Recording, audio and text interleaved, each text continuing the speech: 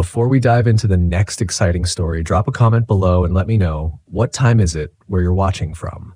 I'm curious to see where everyone's tuning in from around the world.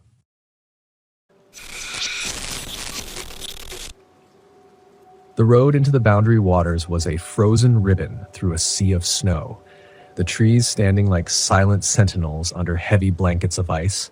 The RV's heater hummed steadily, but even that couldn't keep the biting cold out. I was deep into the wilderness now, the place I'd picked to spend a week. Just me, the frozen lake, and the stillness of winter. I'd been coming to places like this for years, ever since the accident. The solitude was the only thing that seemed to quiet my mind. This time, I was here to ice fish, maybe snap a few photos for my nature blog, but mostly I was here to prove to myself that I could still handle it. The cold, the isolation, the memories. I pulled the RV to a stop by a small frozen lake I'd scouted on a map. It was miles away from the nearest town, completely off the grid, just how I liked it. I stepped out into the icy air, my breath fogging in front of me as I took in the sight. The lake was a vast white expanse, the ice thick enough to drive on, stretching out into the distance where the trees disappeared into a blur of white. Perfect. I set up camp quickly, parking the RV near the shoreline and gathering my gear for ice fishing. The cold had a way of creeping into your bones out here, but I didn't mind. I was used to it. I grabbed my auger, trudged out onto the ice, and started drilling a hole. The sound of the blade biting into the ice echoed through the stillness, sharp and harsh against the quiet of the wilderness. Then I heard it, a deep, low rumble that seemed to come from beneath the ice. I paused, the auger still in my hands, and listened. The sound came again, a low, distant vibration like the ice shifting far beneath the surface. I'd heard ice groan before. Anyone who spends enough time in the cold knows the sound of a lake adjusting to the freeze, but this was different. It was deeper, longer, almost like something was moving down there. I brushed it off and kept drilling. By the time the hole was ready, the sun was already dipping below the horizon, casting long shadows across the snow. I set up my fishing gear, lowered the line into the icy water, and settled in to wait. The cold crept in quickly, even through my heavy coat, but I was prepared for it. I'd done this 100 times before, and the routine was comforting. But that sound, the rumble beneath the ice, kept creeping back into my thoughts. As night fell, I lit a small fire near the shore, the flames flickering weakly against the chill. I sat by the fire, staring out at the frozen expanse of the lake. The stars were starting to appear in the clear sky above, bright and distant. Then I saw it, a light faintly flickering and coming from beneath the ice. At first, I thought it was a reflection, maybe the moonlight hitting the ice in just the right way. But as I watched, the light moved slow and steady, as if something was drifting beneath the surface. I blinked, rubbed my eyes, but it was still there, faint and regular, like a lantern swaying beneath the ice. I stood, my heart pounding in my chest, and walked toward the lake. The light seemed to pulse, growing brighter for a moment, then dimming again, always moving, always just out of reach. I tried to rationalize it. Maybe it was a trick of the light or a reflection of something from the sky. But deep down, I knew better. There was no one else out here, no one who could be moving under the ice. The rumble came again, louder this time, vibrating up through the soles of my boots. I took a step back, suddenly feeling exposed out there on the open ice. The wind picked up, howling through the trees, and I turned back toward the RV, my mind racing. The light, the sound. Something wasn't right. The next morning, I couldn't shake the feeling that something was wrong. I went back out onto the lake, determined to make sense of it all. The sun was barely up, and the cold was more biting than ever. As I walked, I glanced back toward the hole I drilled the day before. Something was off. There, by the edge of the hole, was a long, jagged crack running across the ice. The crack hadn't been there yesterday. It snaked out in a jagged line, as if something had pressed up from below. I knelt down, running my gloved fingers along the crack, feeling the cold seeping through the ice. The surface felt thin, too thin for the middle of winter. Then I noticed something glinting just beneath the ice. I leaned closer, peering into the crack. At first, it looked like a piece of metal, rusted and sharp, lodged beneath the surface. I reached into the cold water, pulling it free. It was old, jagged, like part of a machine, but there was no reason for it to be here. The nearest road was miles away, and there hadn't been any mining or construction in the area for years. The metal was strange, sharp and smooth, like it had been cut clean. As I held the piece in my hand, the rumbling came again, louder now, closer. I stood quickly, scanning the lake. The light was back, faint but steady, moving beneath the ice, closer than before. My pulse quickened, and I felt a cold sweat break out under my coat. Something was down there. Something was moving. I backed away from the crack, my mind racing. The metal, the light, the sound, it all pointed to something beneath the ice, something unnatural. But what? The stories I had heard over the years about strange things beneath the frozen lakes, about disappearances and creatures buried deep in the ice, came flooding back. I'd always dismissed them as nonsense, campfire stories to scare the newcomers. But now, standing there in the middle of the frozen lake, I wasn't so sure. I needed answers. Later that day, as I was gathering more firewood, I came across an old ice fishing shack near the edge of the lake that looked abandoned. But there were fresh footprints in the snow leading up to the door. Curious, I approached, knocking lightly before pushing the door open. Inside, I found an older man hunched over a small stove, warming his hands. His face was weathered, his beard streaked with gray, and he looked up at me with tired eyes as I stepped in. "Didn't expect to see anyone out here," I said, trying to keep my voice steady. The man grunted, his eyes narrowing. "Not many come this deep into the wilderness." I hesitated. "I've been hearing strange sounds under the ice, and I saw a light last night moving beneath the surface. Do you know anything about that?" The man's expression darkened. He turned back to the stove, staring into the flames. "You shouldn't be out on that lake," he said quietly. "There are things beneath the ice, things that shouldn't be disturbed." "What do you mean?" I asked, my heart pounding. The man sighed, rubbing a hand across his face. "There's an old mining operation under that lake, abandoned long ago. They were digging deep, too deep. Some say they woke something up down there. Ever since, strange things have happened. People go missing. The ice breaks when it shouldn't. And that light, it's not the only thing that moves down there." A chill ran down my spine. "What's under there?" The man shook his head. "I don't know, but I've been coming out here for years, and I've seen enough to know when something isn't right. The lake's alive. It's watching you." That night, the light beneath the ice returned, brighter than before, pulsing like a heartbeat. I watched from the RV, my breath fogging up the window, as the rumbling beneath the ice grew louder, more insistent. I knew I couldn't stay. Whatever was beneath the lake, it was waking up. I packed my gear quickly, throwing everything into the RV, but as I started the engine, the ground beneath the RV began to tremble. The rumbling was almost deafening now, vibrating up through the frozen earth. I glanced out toward the lake and my blood ran cold.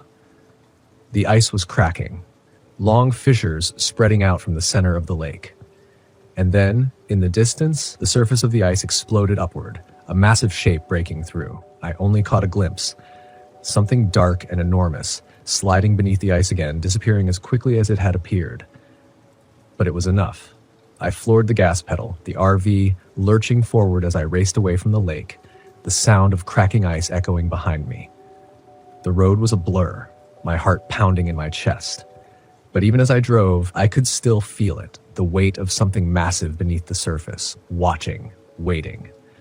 When I finally reached the main road, the rumbling stopped, but the memory of that thing beneath the ice stayed with me. I'll never forget it. The way the light pulsed, the way the ice cracked as if it were alive.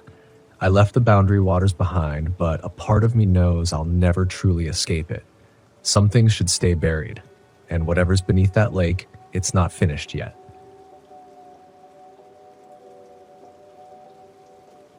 My name is Kamara Harris, and I'm 42 years old.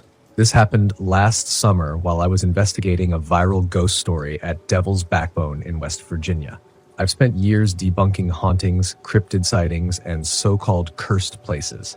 It's what I do for a living, exposing frauds and hoaxes on my YouTube channel, Reality Bites. I never expected Devil's Backbone to be any different. I was wrong. I arrived at the trailhead late in the afternoon, the sunlight painting the jagged cliffs of the ridge in deep orange hues. Devil's Backbone stretched before me, an imposing line of rocky outcroppings and dense forest. The campground was deserted, just me, my RV, and a few empty fire pits surrounded by overgrown weeds. Perfect for filming. I set up my equipment, cameras, microphones, a drone for aerial shots.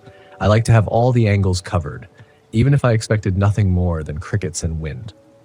The legend that brought me here was as ridiculous as they come. A group of hikers claimed they'd heard chanting and seen glowing symbols near the ridge. The story had racked up millions of views online, and I figured a straightforward debunking would bring in decent traffic. But something about the ridge unsettled me. It wasn't just the isolation. The cliffs had a presence, like they were watching, waiting. After setting up camp, I hiked up to the ridge for some preliminary footage. The trail was steep and narrow, winding through a forest of twisted, ancient trees. Their gnarled branches formed a canopy that filtered the sunlight into eerie, shifting patterns. About halfway up, I spotted the first symbol. It was carved into the rock, jagged and precise. At first, I thought it was graffiti, but it didn't look modern. No spray paint or amateur scribbles. It was intricate, like something you'd see in a textbook on ancient languages. I snapped a photo and moved on, telling myself it was probably just a prank. As I climbed higher, I started to hear faint humming. It wasn't wind or birds. It was rhythmic, almost like chanting. I paused, holding my breath to listen, but it stopped the moment I tried to pinpoint its direction. By the time I reached the ridge, the sun was setting, casting long shadows over the forest below. I launched my drone, hoping to capture the cliffs from above. The drone whirred into the sky, its camera sending back clear, steady footage of the ridge and surrounding woods. Then, without warning, the feed cut out. I stared at the screen, confused. The drone was still airborne, but its signal was gone. Moments later, it plummeted out of the sky, crashing somewhere in the trees. Frustrated, I made a note to retrieve it in the morning and headed back to camp. As darkness fell, the first few hours of night were uneventful. I sat inside my RV, editing the day's footage and making notes for the next day. Around midnight, I stepped outside to check the cameras I'd placed around the site. That's when I saw the lights. They flickered along the ridge, moving slowly like lanterns swaying in the wind. I grabbed my binoculars and focused in. What I saw sent a chill down my spine. A figure stood on the edge of the cliff. It was shrouded in shadow, its features indistinct, but it was watching me. I froze, my breath catching in my throat. "Hello?" I called out, my voice trembling despite my bestest effort to stay calm. The figure didn't move. Then, slowly, it raised an arm and pointed directly at me. I backed into the RV, slamming the door shut. My hands shook as I locked it, trying to convince myself it was just a trick of the light, or maybe another camper playing a prank. But deep down, I knew better. The next morning, I found scratches on the RV's exterior. They were deep, parallel grooves, like claw marks, running along the side of the vehicle. My stomach churned. I checked my cameras, but the footage was corrupted, static and flickers of distorted images. Determined to get to the bottom of this, I hiked back up the ridge. This time, the symbols were everywhere. They were carved into trees, etched into rocks, even scratched into the dirt. The humming started again, louder and more persistent. I reached the crash site of my drone, but it wasn't there. Instead, I found a backpack. It was torn open, its contents scattered, a water bottle, a map, a trail guide. There was no sign of its owner. As I examined the scene, I felt the air grow colder. A shadow passed over me. I turned. The figure from the night before stood just a few feet away. It wasn't human. Its limbs were too long, its face shrouded in darkness, except for its eyes glowing like embers. I ran. Back at camp, I tried to start the RV, but the engine wouldn't turn over. The figure appeared again, standing at the edge of the clearing. This time it stepped closer. "Why are you here?" A voice hissed, low and guttural. I froze, my mind racing. I thought about Vanessa Davis, the historian I'd spoken to before coming here. She'd warned me about the site's history, that a coven of witches had been executed here centuries ago, accused of summoning spirits to protect their land. "I didn't mean to intrude," I said, my voice shaking. "I'll leave. Just let me go." The figure tilted its head as if considering my words. Then it raised a hand. The symbols around the campsite began to glow, forming a circle of light that trapped me inside. The voice returned, louder this time. "You seek truth where none is welcome. leave this place or be consumed by it. Desperate, I searched my gear for anything I could use. I found a small bag of salt, an old trick I'd learned for warding off supposed spirits. I poured it around the RV, forming a crude barrier. The figure screamed, a sound that shook the ground beneath me. It lunged at the barrier but couldn't cross it. "Stay away," I shouted, holding up the salt bag like a shield. The figure retreated, its glowing eyes fixed on me as it faded into the trees. By dawn, the symbols had disappeared. The RV's engine started without issue. I didn't look back as I drove away, my hands gripping the wheel so tightly, my knuckles turned white. When I reviewed the footage later, most of it was unusable, blurry, distorted, filled with static. But one clip stood out. It showed the figure standing on the ridge, its glowing eyes staring directly into the camera. I uploaded the video to my channel, knowing it would be dismissed as a hoax. That was fine by me. Some truths aren't meant to be explained. My name is Roy Walker, and back in 2014, I found myself deep in the wilds of the Great Smoky Mountains National Park, looking for a bit of solitude and maybe a good fishing spot. I've always preferred the company of trees over people. Not that I'm antisocial, just that nature doesn't argue back. I'd packed my gear, loaded up my old Jeep, and decided to take a week off from my job as a mechanic in Knoxville. The drive to the park was uneventful. The kind of peaceful journey where the miles slip by and the radio's static becomes comforting background noise. I arrived at a lesser-known trailhead, one that a buddy had tipped me off about. "Best trout you'll ever taste," he'd said, swearing me to secrecy. The air was crisp, carrying the scent of pine and earth, and I felt a weight lift off my shoulders as I started down the path. About an hour into the hike, I came across an old wooden sign, half swallowed by moss. Carter's Creek, 2 miles. Perfect. The trail narrowed, branches occasionally snagging my backpack as if the forest were playing little pranks on me. I laughed it off. Better the trees than my coworkers with their endless jokes about my so-called hermit tendencies. As I got closer to the creek, the sound of rushing water grew louder, accompanied by the distant call of a hawk. The serenity was exactly what I'd been craving. When I reached the water, I set up camp nearby, pitching my tent on a flat patch of ground and gathering stones to make a fire pit. By late afternoon, I'd caught a couple of decent-sized trout and was roasting them over the flames. The taste was everything my friend had promised and more. Just as the sun began to dip behind the mountains, casting long shadows across the water, I noticed something odd. Across the creek, about 50 yards upstream, a deer stood frozen, its ears perked and body tense. It wasn't drinking or grazing. It was just staring into the dense thicket. I followed its gaze but saw nothing unusual. Must be a predator nearby, I thought aloud. Circle of life and all that. I settled back down, but an uneasy feeling crept over me. The deer bolted suddenly, disappearing into the trees with a swift grace that belied its size. Shrugging it off, I tossed another log onto the fire and pulled out a book, figuring some reading would take my mind off the eerie stillness that had settled in. Night fell, and the sounds of the forest changed. The chirping of birds gave way to the hum of insects and the occasional hoot of an owl. I crawled into my tent, leaving the fire to burn down to embers. Sleep came easily. Sometime in the middle of the night, I awoke to the sound of rustling outside. Probably a raccoon drawn by the scent of cooked fish. I ignored it at first, but then the rustling turned into a heavy crunching of leaves and snapping branches. Whatever it was big. "Great, a black bear," I muttered, grabbing the flashlight and the bear spray from my pack. I unzipped the tent just enough to shine the beam outside. The light cut through the darkness, illuminating the trees but revealing nothing. The sounds had stopped. "Hello?" I called out, feeling a bit foolish for talking to a wild animal. Silence. Then a low rumbling sound echoed from the darkness. Not quite a growl, but something that made the hairs on the back of my neck stand up. It reminded me of the noise a large dog makes when protecting its territory, but deeper, more primal. "Easy now," I whispered, gripping the bear spray tighter. I scanned the area with the flashlight, moving it slowly from left to right. For a moment, I thought I saw a pair of eyes reflecting back at me, but they vanished as quickly as they appeared. Deciding that discretion was the better part of valor, I retreated back into my tent and secured the zipper. Sleep wouldn't come, so I sat there, listening intently. The forest had gone quiet, too quiet. No insects, no owls, nothing. Morning couldn't come fast enough.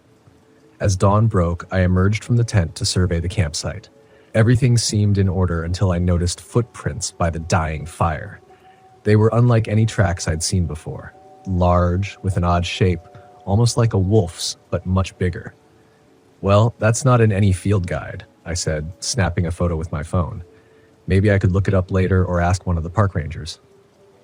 Shaking off the night's events, I decided to spend the day exploring further upstream.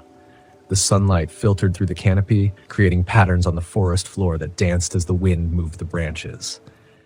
I found another promising spot and cast my line, letting the tranquility wash over me. Around midday, as I was reeling in a particularly feisty trout, I heard a scream, not an animal's cry, but a human scream, echoing through the trees. It was cut short abruptly. Dropping the fishing rod, I grabbed my pack and headed in the direction of the sound. "Hello? Anyone out there?" I called. No response. I pushed through the underbrush, branches whipping against my arms and face. After about 10 minutes of scrambling, I stumbled into a small clearing and froze. There on the ground was a backpack, torn to shreds. Scattered around it were clothes soaked in blood and a crumpled map of the park. No sign of the person who owned them. This doesn't look like a simple accident, I thought, my heart pounding. I pulled out my phone to call for help, but had no signal. Typical. The smart move would be to head back to my campsite, pack up, and make for the trailhead. As I turned to leave, I caught sight of something hanging from a low branch, a tattered piece of fabric fluttering in the breeze. It looked like part of a shirt, stained dark. A sense of dread settled in my stomach. I needed to alert the authorities. I retraced my steps, marking trees with my knife to find the spot again if needed. Back at my campsite, I hastily threw everything into my backpack. The feeling of being watched was overwhelming. Every snap of a twig made me jump. "Get a grip, Ezekiel," I told myself. Just a couple of miles to the Jeep. I set off at a brisk pace, constantly checking over my shoulder. The forest, which had seemed so welcoming before, now felt oppressive. About halfway to the trailhead, I came across footprints similar to the ones I'd seen earlier, but fresher. They crossed the path and headed deeper into the woods. A chill ran through me, not from the air, but from the realization that whatever made those prints was circling me. I quickened my pace, almost breaking into a jog. Then, ahead on the trail, I saw something that made me stop cold. Another hiker was lying face down on the path, motionless. I approached cautiously. "Hey, are you okay?" I called out. No response. As I got closer, the scene became gruesomely clear. The hiker's clothes were shredded, and there were deep gashes along his back. The ground was stained. I fought back the urge to be sick. This was no animal attack. Not any animal I'd ever heard of. A rustling sound came from the bushes to my left. I turned slowly, and there it was. A massive creature stood partially obscured by the foliage. It was covered in dark, matted fur, standing on two legs like a human, but with the head and features reminiscent of a wolf or perhaps a bear, but not quite either. Its eyes were fixed on me, intelligent and predatory. I didn't wait to find out what it wanted.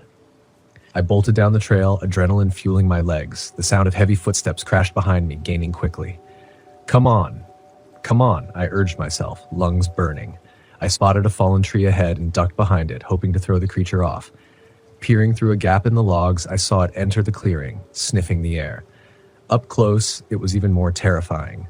A nightmare amalgamation of man and beast. It moved slowly, deliberately, scanning the area. My heart hammered so loudly I was sure it would hear me. Then, from another part of the forest, a gunshot rang out. The creature snapped its head in that direction and let out a sound, a mix between a howl and a roar that shook me to my core. Taking advantage of the distraction, I crept away from my hiding spot, careful to keep low. I made it back to the trail and continued running. Minutes later, I burst into the parking area where my Jeep awaited. Another vehicle was there, a ranger truck. Relief washed over me. A park ranger stepped out, hand on his sidearm. "Whoa there, what's going on?" he asked, noticing my disheveled state. There's something out there," I gasped. "I found a dead hiker and some kind of animal is chasing me." His face turned serious. "Show me," Are you kidding? We need backup. Sir, I can't call in anything without verifying. Now, where did you see the body? Realizing he wasn't going to budge, I agreed to lead him back, hoping that daylight and his firearm would offer some protection. As we retraced my steps, I kept glancing around nervously. The forest seemed even quieter than before. We reached the spot where I'd found the hiker, but the body was gone. Only a dark stain on the ground remained. I swear he was right here, I insisted. The ranger looked skeptical. Maybe you're dehydrated, or... A sudden noise interrupted him, a guttural sound from behind. Before we could react, the creature lunged at the ranger, knocking him to the ground. I stood paralyzed as the beast slashed at him. The ranger's scream snapped me out of it. I grabbed a large branch and swung it at the creature's back. It barely flinched, but it was enough to divert its attention. "Run!" I shouted, though the ranger was beyond hearing. The creature turned its gaze to me, blood dripping from its jaws. I backed away slowly, then threw the branch directly at its face. It snarled and charged. I sprinted through the trees, leaving the trail in a desperate attempt to lose it.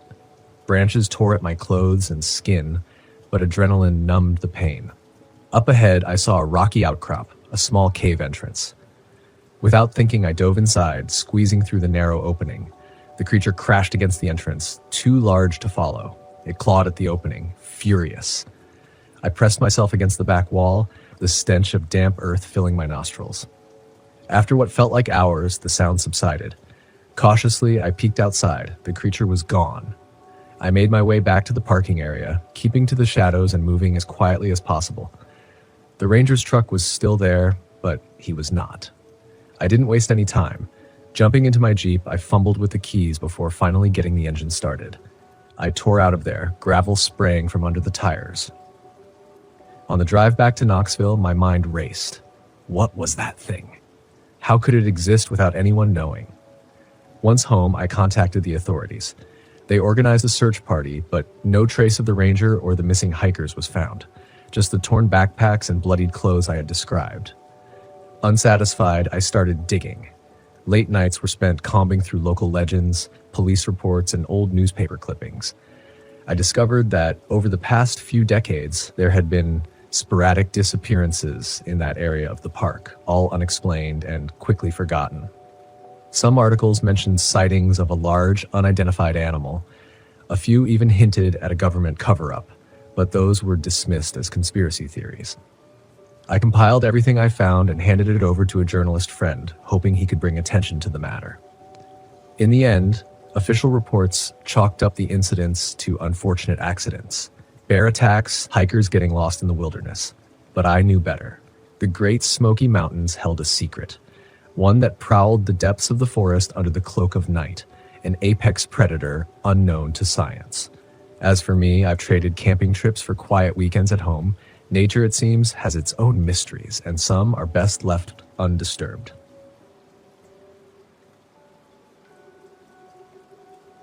My name is Eric Martinez, and back in 2019, I decided to take my newly acquired RV on a journey through the winding roads of the Great Smoky Mountains National Park in Tennessee. After years behind a desk, crunching numbers, I thought some fresh air and open spaces might do me good. Besides, how hard could camping be? It's like living at home, but with more trees and fewer takeout options.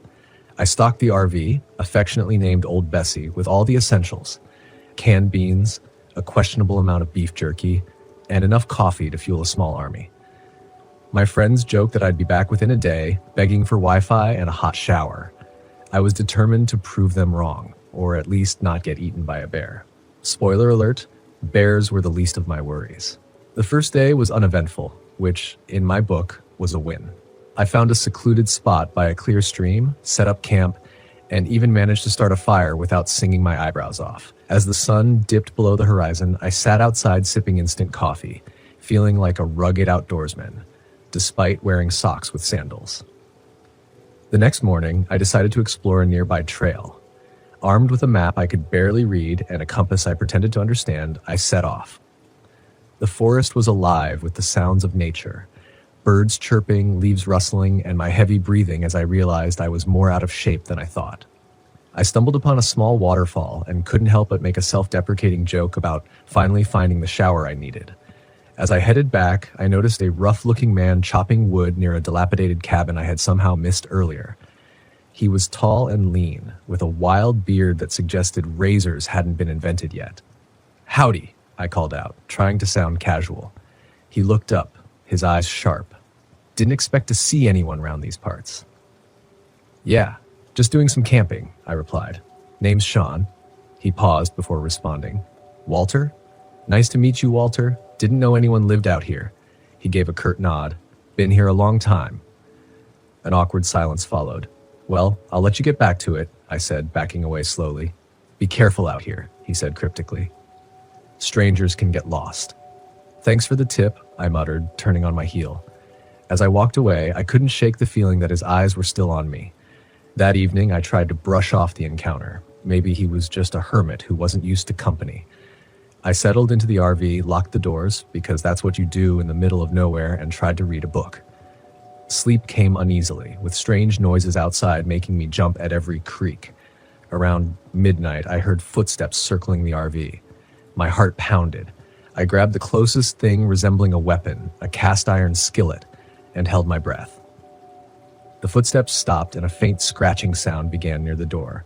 Summoning what little courage I had, I flung the door open, skillet raised.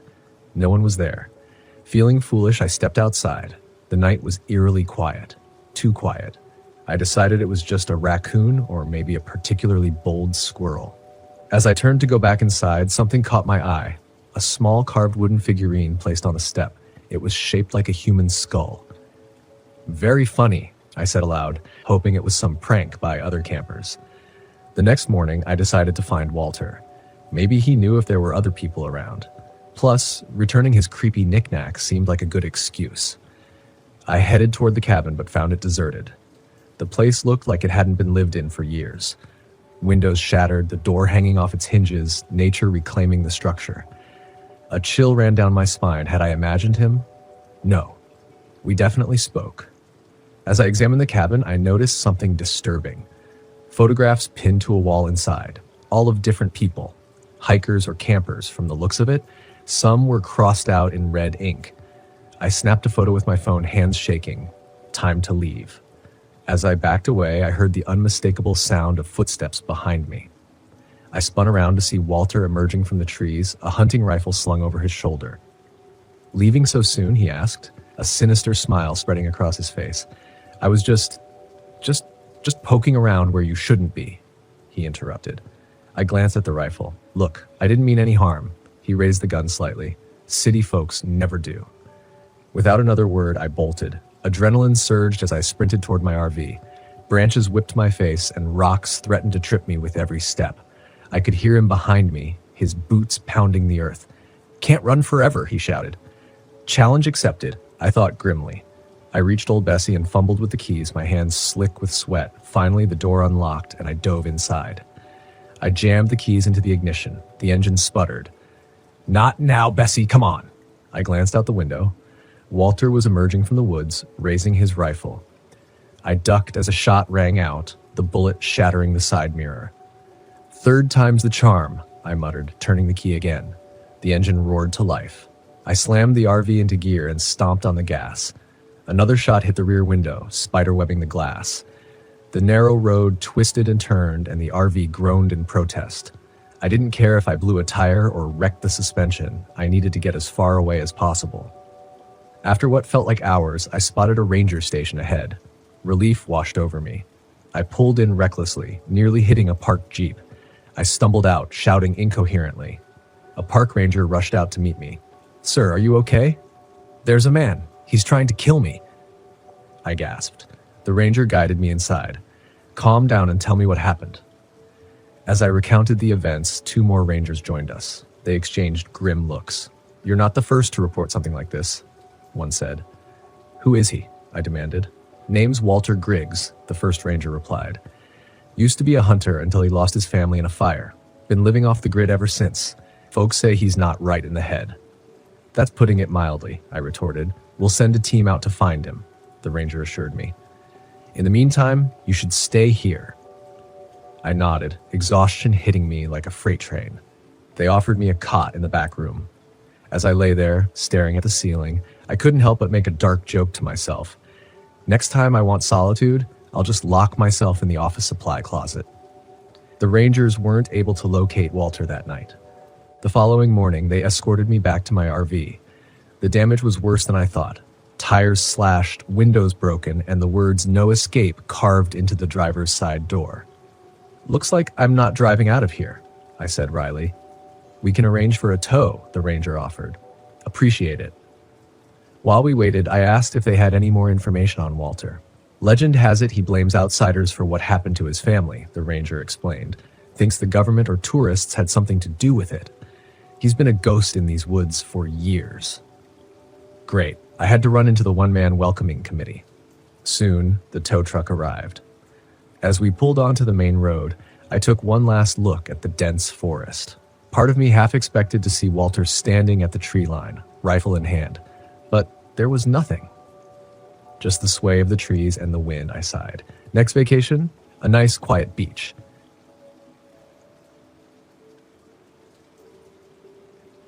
My name is Bruno Gonzalez, and this all went down in 2016 while I was out RV camping in the middle of Wrangell St. Elias National Park in Alaska. I decided to head up there solo for a couple of weeks, just a break from my always-on work life back in Seattle. It felt like a good way to clear my mind and see some rugged places where cell towers hadn't yet claimed the landscape. Honestly, I had no idea just how off the grid I'd really find myself. I parked the RV in a designated camping area near Nebezna Road, figuring the isolation was the whole point. That day, I'd driven hours on a gravel road with almost no one around. I didn't even see another vehicle once I hit the unpaved stretch leading to the park. To be honest, the silence was nice, a pure kind of quiet that's almost sacred. So I set up a little campfire, had a beer, watched the last light fade, and crawled into my sleeping bag inside the RV, expecting just a quiet night. It was around midnight when I heard footsteps. I snapped awake, suddenly aware of every sound outside. I waited, lying still, thinking maybe it was a moose or some other large animal that had wandered too close. But after a minute, the steps seemed too deliberate, too human. They circled the RV slowly, like someone inspecting it. I reached for my phone, only to remember there was no reception. My only company was the emergency satellite phone stashed away under the seat. After a few minutes, the footsteps stopped, and I thought maybe whoever or whatever it was had moved on. But as I strained to listen, a soft scratching sound came from the driver's side door. My blood ran cold. Someone was trying to open it. I grabbed a flashlight and pointed it toward the door, holding my breath. The scratching stopped. Then, in the dim light cast by the flashlight, I saw the outline of a man's face twisted into a faint smile through the window. I don't scare easily, but something about that grin sent a chill through me. He didn't look like a regular guy lost in the woods. He was wearing an old, dirty parka with a hood that almost obscured his face, save for that bizarre smile. I froze, not wanting to move, hoping he'd get bored and leave. But he kept staring, his face unmoving. Finally, I gathered the nerve to say, "Can I help you?" The man didn't respond. He just kept watching, standing there with that same unsettling expression. He then tilted his head slightly, as if he were studying me. That's when I noticed he had something shiny in his hand, a hunting knife. I felt a surge of adrenaline. No way was this a friendly encounter. He moved to the back of the RV, and I heard him jiggling the door handle. I knew I couldn't just sit there, so I grabbed a hatchet I'd brought along for chopping firewood. The guy must have realized he wasn't going to get in because, after a moment, everything went quiet. I waited, breathing hard, trying to calm my nerves. Minutes passed, and I started to think maybe he'd given up. I dared to peek out the window, but there was no sign of him. I decided to take my chances and get out to confront him, or at the very least, see if I could spot him from a safer distance. Outside, it was pitch black except for the faint glow from my flashlight. The silence was so intense that even the rustle of a nearby bush sounded like thunder. I slowly circled the RV, clutching the hatchet, listening for any movement. Then, in the beam of my flashlight, I caught sight of something that made my stomach drop. A freshly dug hole, maybe 6 feet long, near the tree line. I was staring at what looked like a makeshift grave. I took a step back, but before I could react, I heard his voice from somewhere behind me, calm and unbothered. Thought I'd get started on it early. I whipped around, the flashlight trembling in my hand, and there he was, standing a few yards away, his face now fully visible. He was middle-aged, rugged, with a look that screamed he'd spent far too many nights alone in the wilderness. His face was drawn, gaunt, and his lips stretched into a grin that didn't reach his eyes. That's when I saw he wasn't alone. Behind him, two others emerged from the trees, one carrying a shovel, the other a length of rope. My mind raced. There was no way I could take on 3 people with just a hatchet. I was too far from the RV to make a run for it without getting caught. For a brief, desperate moment, I thought about negotiating, but what was I supposed to say? Sorry I accidentally parked in your grave-digging spot? The first man stepped forward, closing the distance between us. I took a step back, trying to keep the flashlight on him. He raised the knife, running a finger along the blade as if savoring the tension. People don't usually camp here alone, he said, voice low. What makes you so special? I didn't answer. Instead, I tightened my grip on the hatchet, ready to swing if he got any closer. But just then I heard a distant sound. An engine, maybe a truck, coming down the road. The man glanced toward the sound, a flicker of irritation crossing his face. Without another word, he motioned to the others, and they retreated back into the trees, leaving me standing there alone, heart pounding. I didn't wait to see if they'd come back. I scrambled back into the RV, locked the doors, and grabbed the satellite phone. When I finally got through to the Rangers, I told them about the grave, the men, everything. They said they'd send someone out, but it could take hours for them to reach such a remote spot.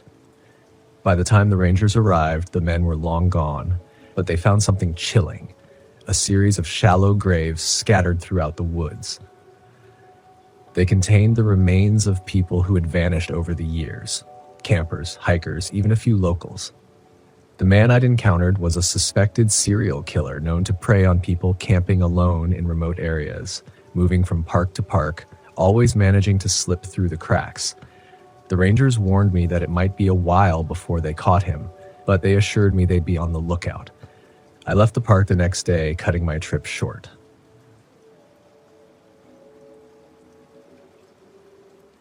I'd been driving for hours, the Mojave Desert stretching endlessly around me, barren and vast under the relentless sun. The road was long behind me now, just an empty trail of dust leading to nowhere. Perfect. This was exactly what I needed, a break from work, from the grind, from people. Out here, there was nothing but silence and space. No cell towers, no deadlines, no distractions. Just me and the desert. I pulled the RV to a stop near a rocky outcrop and stepped out. The air was dry and still, the kind of quiet that felt like it was pressing down on you.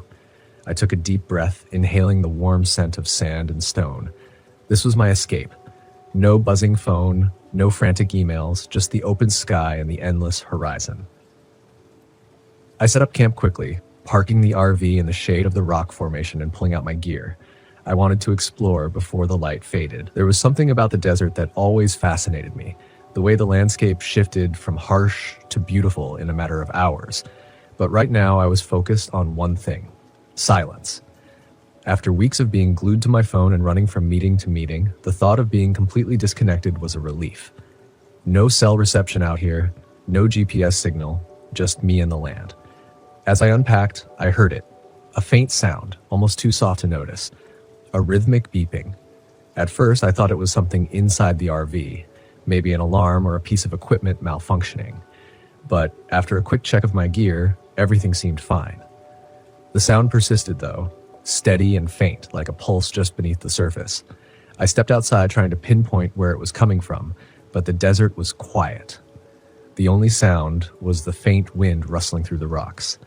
I brushed it off, assuming it was some distant echo of the RV's systems, and finished setting up camp. As the sun began to sink below the horizon, I felt that familiar sense of calm wash over me. This was why I came here, to escape, to let my mind breathe. But that night, the beeping came back. I was sitting by the campfire, watching the flames flicker against the darkening sky, when the sound returned, clearer this time. It was still faint but persistent, a soft, rhythmic pulse, like something distant calling out. I stood, trying to shake off the uneasy feeling creeping up my spine. I wasn't the type to get spooked easily. Logic and reason were my tools, and they had served me well in the world of engineering. But there was something about the sound, something that felt wrong. I grabbed my flashlight and stepped away from the fire into the darkness. The desert stretched out before me, vast and empty. I started walking, following the faint sound. The rhythmic pulse grew louder as I moved away from the RV. For a while, I saw nothing but sand and rock.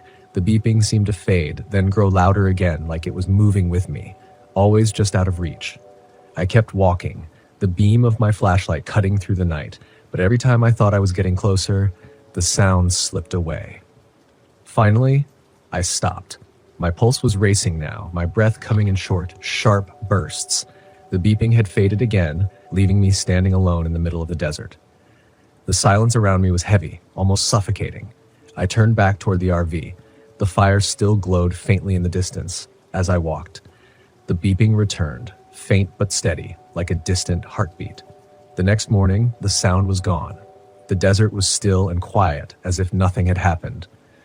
I told myself it was just my mind playing tricks on me. Isolation could do that. The vast emptiness of the desert, the absence of any familiar sounds, it could mess with your head. I decided to hike farther out, hoping to clear my mind. The landscape stretched endlessly in every direction, the sun already beating down on the sand.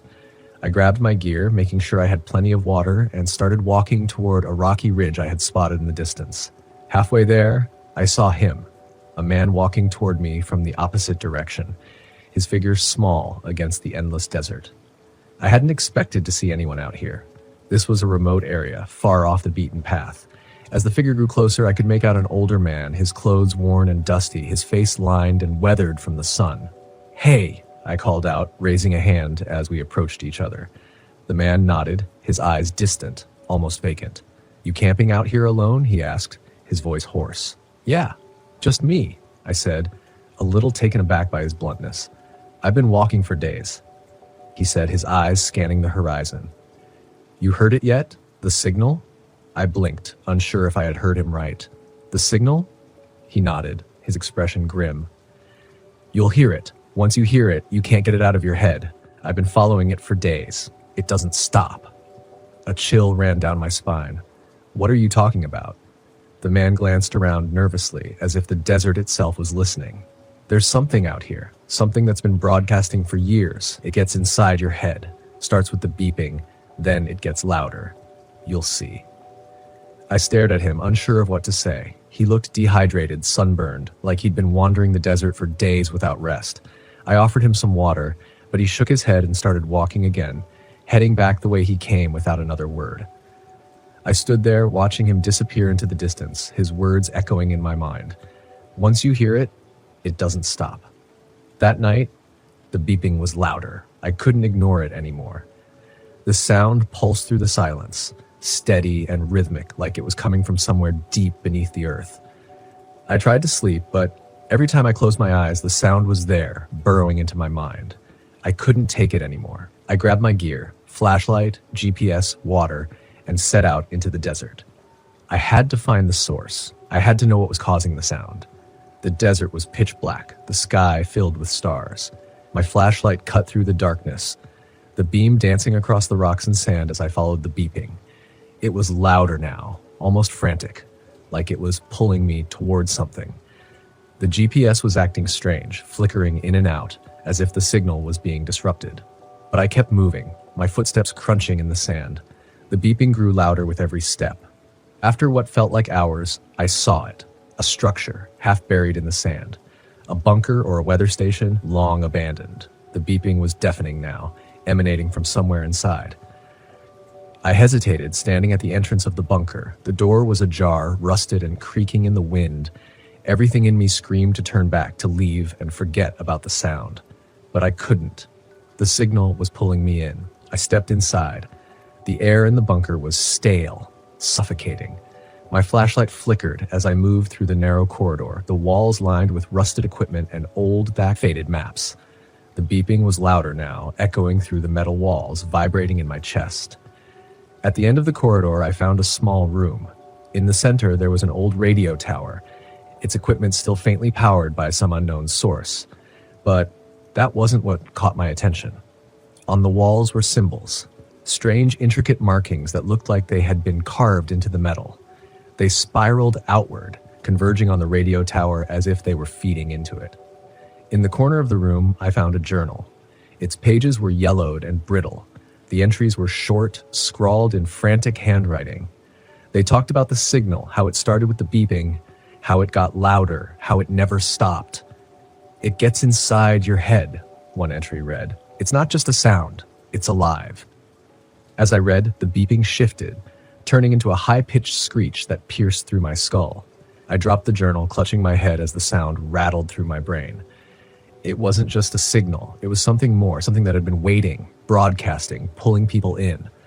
I had to get out. I stumbled out of the bunker, the sound still ringing in my ears. The desert spun around me. I ran. My legs weak, my mind spinning. The landscape warped, the rocks and sand shifting as if the desert itself was alive, moving with the signal. When I finally made it back to the RV, I collapsed inside, my head pounding. The beeping was now a constant, dull hum in the back of my mind. I left the desert the next morning, driving as fast as I could. The beeping was still faint, but persistent. I didn't look back. Even now, days later, back in the city, I can still hear it, a faint, rhythmic pulse in the back of my mind. Always there, always calling me back. The signal isn't done with me yet.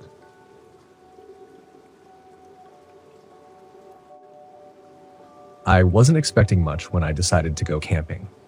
I just needed some time away from everything, the endless noise of the city, the constant work, the stress. I figured a weekend in the middle of nowhere would do me good. No people, no obligations, just me and the stars. At first I had planned on going with some friends, but they all bailed. I didn't want to back out, so I went alone. The plan was simple: find a quiet spot, park my RV, set up camp, and just be. I found this campsite just off some back roads in Texas. It was far enough away from the nearest town to feel isolated, but not so far that it was dangerous. I figured I'd be fine. The worst that could happen was I'd get a little bored, right?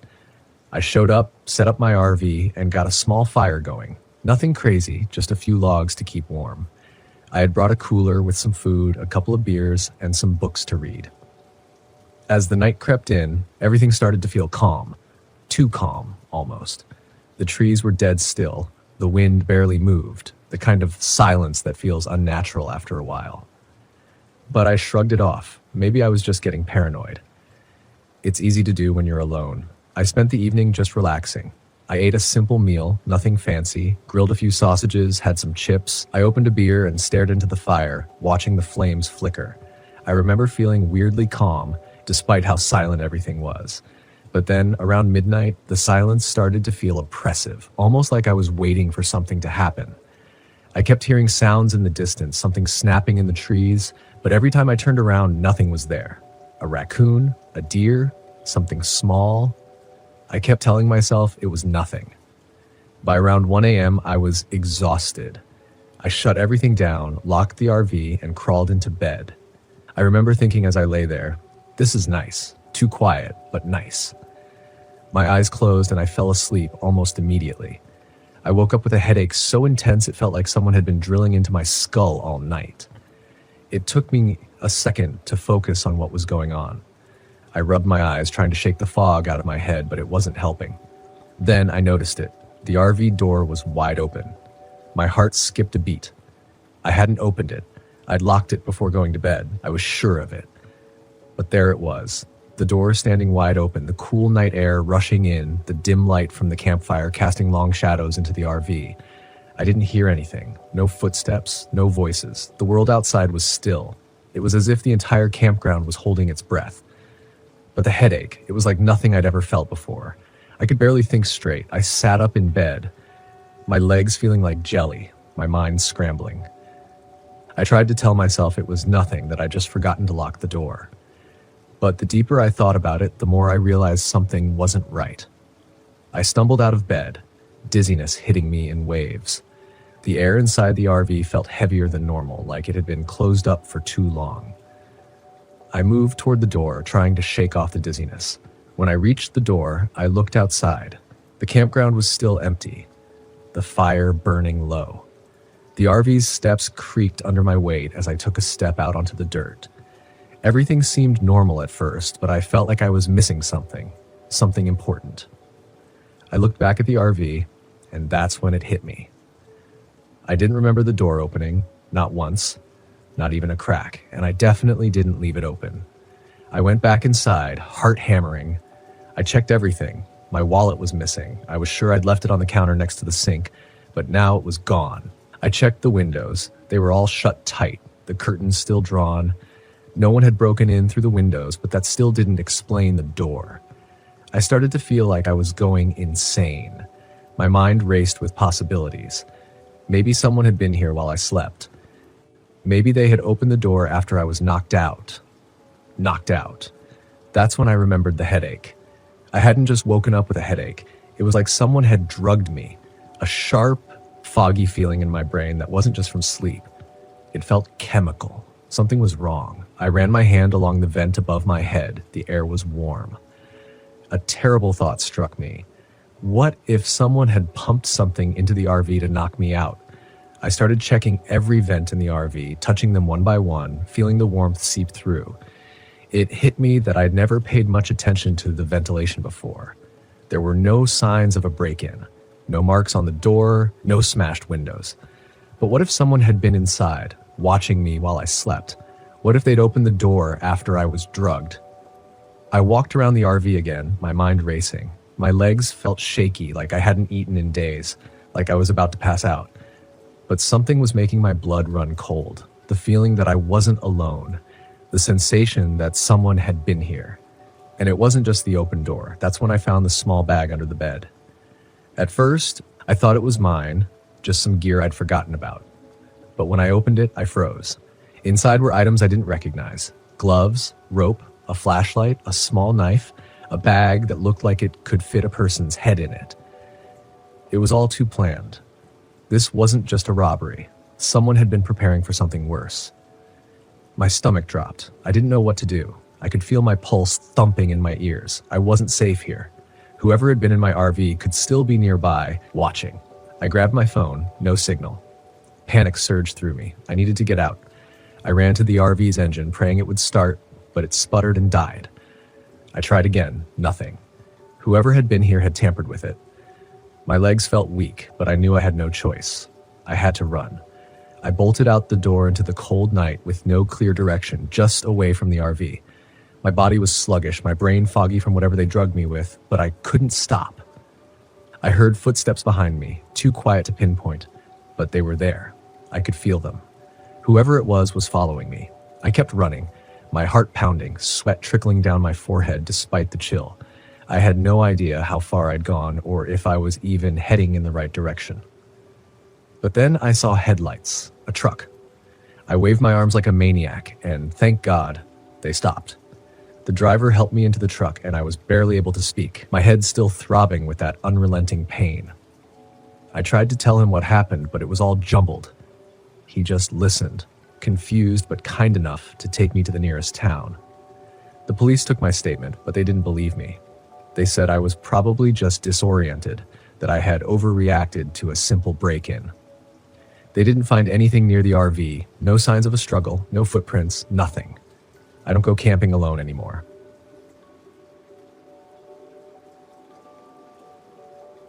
My name is Tony Adams, and back in 2017, I decided to take my RV up to the remote stretches of the Kenai Peninsula in Alaska. I'd always been a fan of the great outdoors, fresh air, towering pines, and the kind of silence you can't find in the city. As a freelance photographer, I figured the solitude would do me good, maybe even help me capture that award-winning shot. I had recently gone through a rough patch, a breakup that left me questioning if my jokes were really as funny as I thought. Why did the Scarecrow win an award? Because he was outstanding in his field, I'd quip, only to be met with groans. Maybe my sense of humor needed a new audience. The drive was long but scenic. Snow-capped mountains loomed in the distance, and crystal-clear rivers snaked alongside the winding roads. When I finally reached the RV park near Kachemak Bay, it was nearly dusk. A handful of other RVs dotted the area, but they were spaced far apart, giving everyone a sense of privacy. After setting up camp, I decided to stretch my legs. I wandered toward the communal fire pit where a few campers were gathered. An older couple, the Millers, greeted me warmly. "First time up here?" Mr. Miller asked. "Yeah, thought I'd try my luck photographing some eagles," I replied. "Be careful if you wander too far," Mrs. Miller warned. "People have gone missing around these parts." I chuckled, thinking it was a local's attempt at spooking the newbie. "Thanks for the tip. I'll make sure not to get lost." As the night wore on, we exchanged stories. I even tested out a new pun. "Do you hear about the guy who invented lifesavers? They say he made a mint." This time, I got a few genuine laughs. The next morning, I grabbed my camera and headed into the woods. The forest was dense, but beams of sunlight pierced through the canopy, creating a mosaic of light and shadow on the forest floor. I snapped photos of anything that caught my eye: a squirrel nibbling on a nut, a formation of birds overhead, the intricate patterns of moss on a fallen log. About an hour in, I stumbled upon something that made me pause: a makeshift campsite that looked abandoned. A tent was collapsed, and belongings were strewn about. Oddly, a coffee mug, half filled with rainwater, sat atop a log as if someone had just been there. "Hello?" I called out. No response. I felt a slight unease, but brushed it off. Maybe someone left in a hurry due to an emergency. As I turned to leave, I noticed something partially buried under leaves: a small notebook. Curiosity got the better of me, and I picked it up. Flipping through the pages, I realized it was a journal. The last entry read, "Footsteps outside my tent last night. Must be the wind." Sorry, but it feels off. A chill ran through me, not the metaphorical kind, but an actual cold breeze that seemed out of place on this mild day. I decided it was time to head back. On my way, I couldn't shake the feeling of being watched. Every rustle in the bushes had me on edge. Maybe the trees have eyes, I joked to myself, trying to lighten the mood. Or maybe I've watched too many horror movies.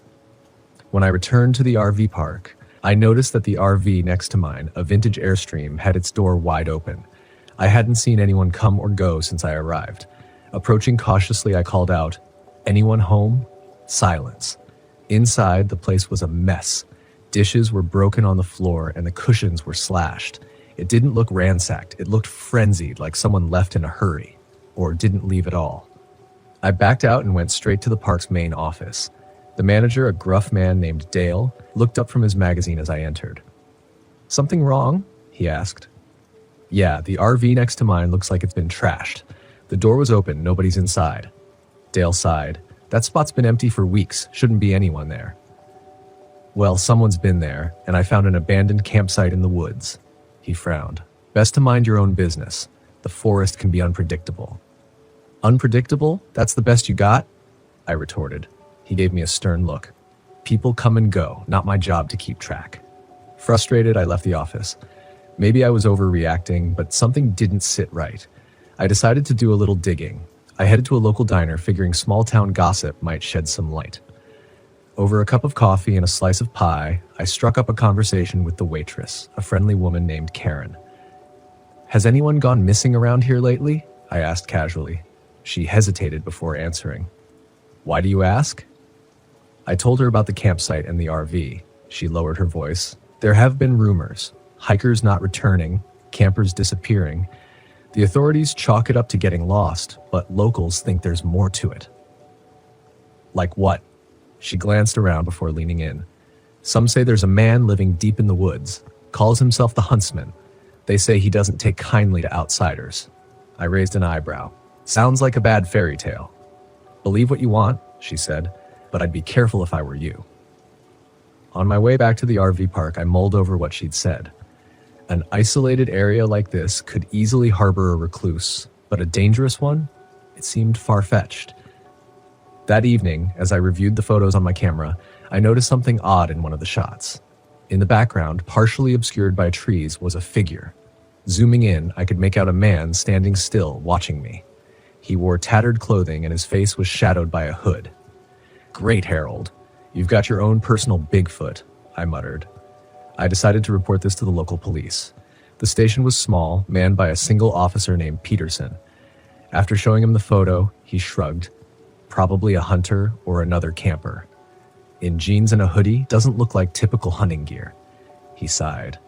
Look, we get city folks up here all the time thinking they've seen something wild. Unless there's a crime, there's not much I can do.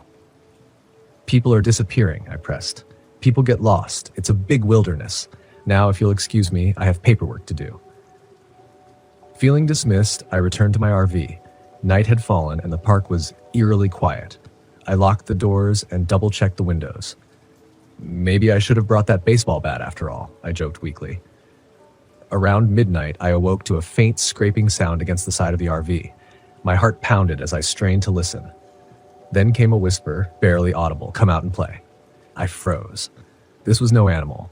Grabbing my phone, I dialed 911, but the call wouldn't go through. No signal, of course. I whispered a curse under my breath. The scraping continued, moving toward the door. I needed a plan. Looking around, I spotted a flare gun I kept for emergencies. Not ideal, but better than nothing. Taking a deep breath, I swung the door open and fired the flare into the darkness. The sudden light illuminated a figure standing a few yards away. His face was gaunt, eyes wild, and in his hand he held a crude, blood-stained knife. Without thinking, I slammed the door shut and bolted it. Adrenaline surged through me. Footsteps circled the RV, followed by a thud on the roof. Seriously? This guy thinks he's in an action movie, I muttered, trying to steady my nerves. I remembered that the RV had a roof hatch. If he got in, I'd be trapped. I had to act. Grabbing my keys, I scrambled to the driver's seat. The engine sputtered before roaring to life. "Time to go," I said, flooring the gas pedal. The RV lurched forward, throwing me back slightly. From the side mirror, I saw the man lose his footing and tumble off the roof. As I sped toward the main road, something hit the windshield. A rock, cracking the glass but not shattering it. I didn't look back again. After what felt like an eternity, I reached a gas station that was still open. Bursting inside, I startled the clerk. "Call the police! There's a maniac out there!" I shouted. He grabbed the phone and dialed. Minutes later, Officer Peterson arrived. I recounted everything, my words tumbling out in a rush.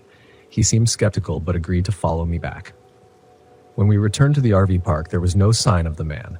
The area around my RV was undisturbed. No cracks in the windshield, no marks on the door. "This is impossible," I insisted. "He was here." Peterson looked at me carefully. "Have you been drinking?" "What? No." Sometimes the isolation can play tricks on people. Frustrated and exhausted, I knew arguing was pointless. "Fine, but I'm leaving first thing in the morning." He nodded.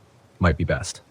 That night, sleep eluded me. Every sound set me on edge. By dawn, I was packed and ready to leave.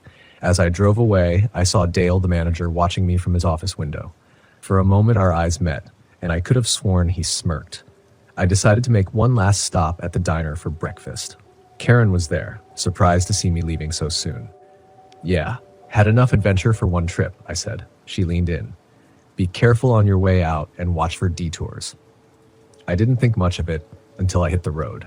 About an hour into the drive, signs indicated a detour ahead due to construction.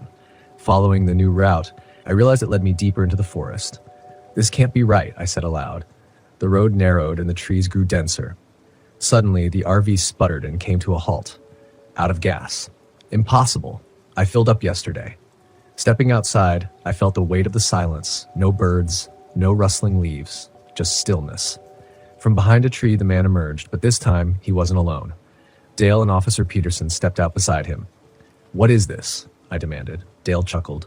"You couldn't leave well enough alone, could you?" Peterson added, "Should have minded your own business." Panic surged through me. "Why are you doing this?" "The huntsman needs his prey," the gaunt man whispered, a twisted smile on his face. I backed away slowly. "Look, I won't tell anyone. Just let me go." Karen's words echoed in my mind. Watch for detours. Realizing this was planned, I knew I had to act fast. Without warning, I sprinted into the woods. Branches slapped my face, roots threatened to trip me, but adrenaline kept me going. Behind me, I heard them crashing through the underbrush. "You can't run forever," Dale shouted. Spotting a ravine ahead, I made a split-second decision. I slid down the embankment, landing hard but uninjured. A shallow cave caught my eye, a potential hiding spot. I squeezed inside, trying to quiet my ragged breathing. Footsteps approached the edge of the ravine. "Spread out. He couldn't have gone far," Peterson ordered. They moved away, their voices fading. I waited, counting the minutes. When I was sure they were gone, I emerged cautiously. The forest seemed endless, but I remembered that rivers often lead to towns. Listening carefully, I detected the faint sound of running water. Following it, I eventually reached a riverbank. Upstream, I saw a small bridge, and beyond that, the glint of metal train tracks. Hope surged within me. Staying low, I made my way to the tracks. In the distance, a train whistle blew. I hurried along the rails, waving frantically as the train approached. The conductor must have seen me because the train began to slow down. As it came to a halt, a worker leaned out. "What's going on? Please, I need help. There are people trying to kill me." He gestured for me to climb aboard. "Get in. We'll take you to the next station." Relief washed over me as the train pulled away. Safe. At least for now. At the station, I contacted the state police. This time, they took me seriously. An investigation was launched. Days later, authorities discovered that Dale, Peterson, and several others were part of a cult that hunted unsuspecting travelers. They operated in remote areas, making it easy to cover their tracks. Multiple bodies were found near the RV park and surrounding woods, victims who weren't as lucky as me. The huntsman, whose real name was Victor Hale, was a former survivalist with a penchant for violence. His motivations were rooted in a twisted belief that he was cleansing the world of outsiders. With the ring exposed, arrests were made. The RV park was shut down, and the area became the subject of national news. As for me, I returned home, grateful to be alive. My brush with death had been too close, too real.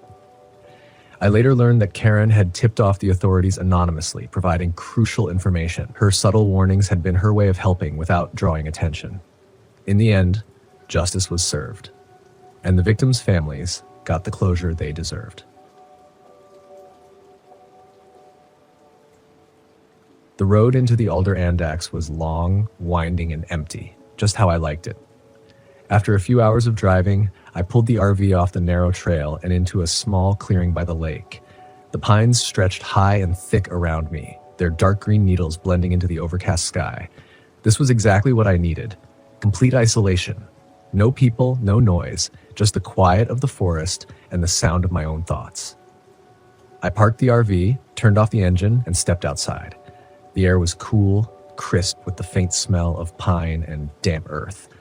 The only sound was the occasional rustling of leaves in the breeze and the distant ripple of water. Perfect. This place would give me the quiet I craved, a chance to think without the distractions of civilian life. Ever since leaving the military, I'd been chasing peace, and this felt like it could be the spot where I'd finally find it. I grabbed my gear and went about setting up camp. It didn't take long. I'd done this enough times to know the routine. Gather firewood, get a small fire going, and make sure the RV was ready for a night out in the wilderness. As I made my way through the trees, something caught my eye. On one of the nearby trunks, there was a strange marking, a crude carving of a figure, long and thin, etched into the bark. I frowned, running my fingers over it. Just a kid's prank, I figured, probably a bored hiker from weeks ago. But as I moved through the forest gathering wood, I found more of them. Carved figures on the trees, all tall and slender, stretching higher than any human could reach. It was strange, but I wasn't here to think about strange things. I was here to forget. By the time the sun set, the fire was crackling softly, casting flickering light across the clearing. I settled in next to the warmth, staring out at the darkening forest. There was a peace in the solitude, something comforting about being alone with the sounds of the wilderness. But as the night wore on, I started to notice something. The forest was too quiet. No rustling leaves, no night animals scurrying about, just silence. And then just beyond the edge of the firelight, I heard it. A soft rustling sound, like something moving through the underbrush. I sat up, scanning the darkness with my flashlight.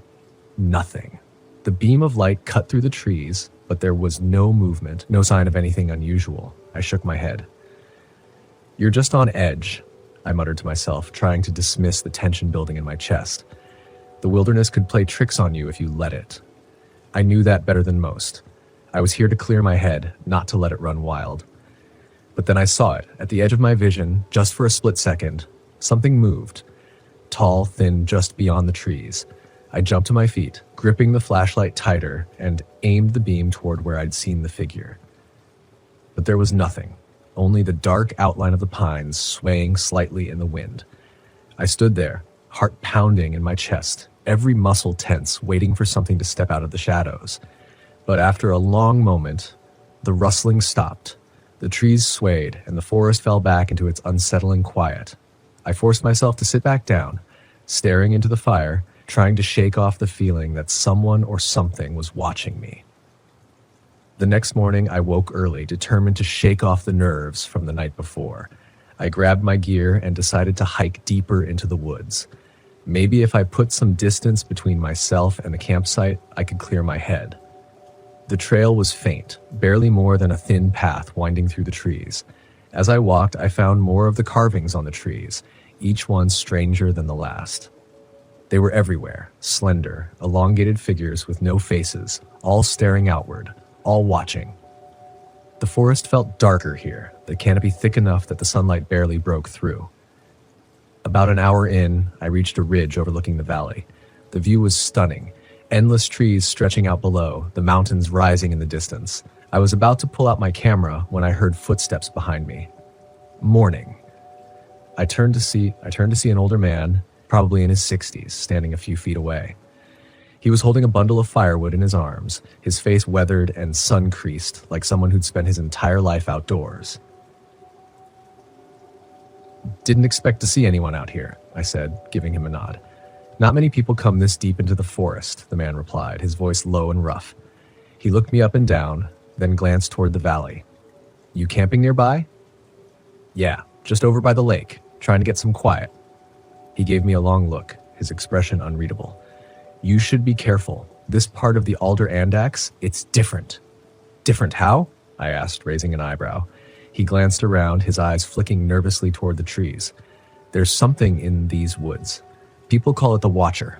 It stays deep in the forest, watching from the shadows. You see it once, and you'll start seeing it everywhere." I laughed, shaking my head. "Local ghost stories." The man didn't smile. "It's not a story, it's real. People who see the Watcher, they don't come back the same." He took a step closer.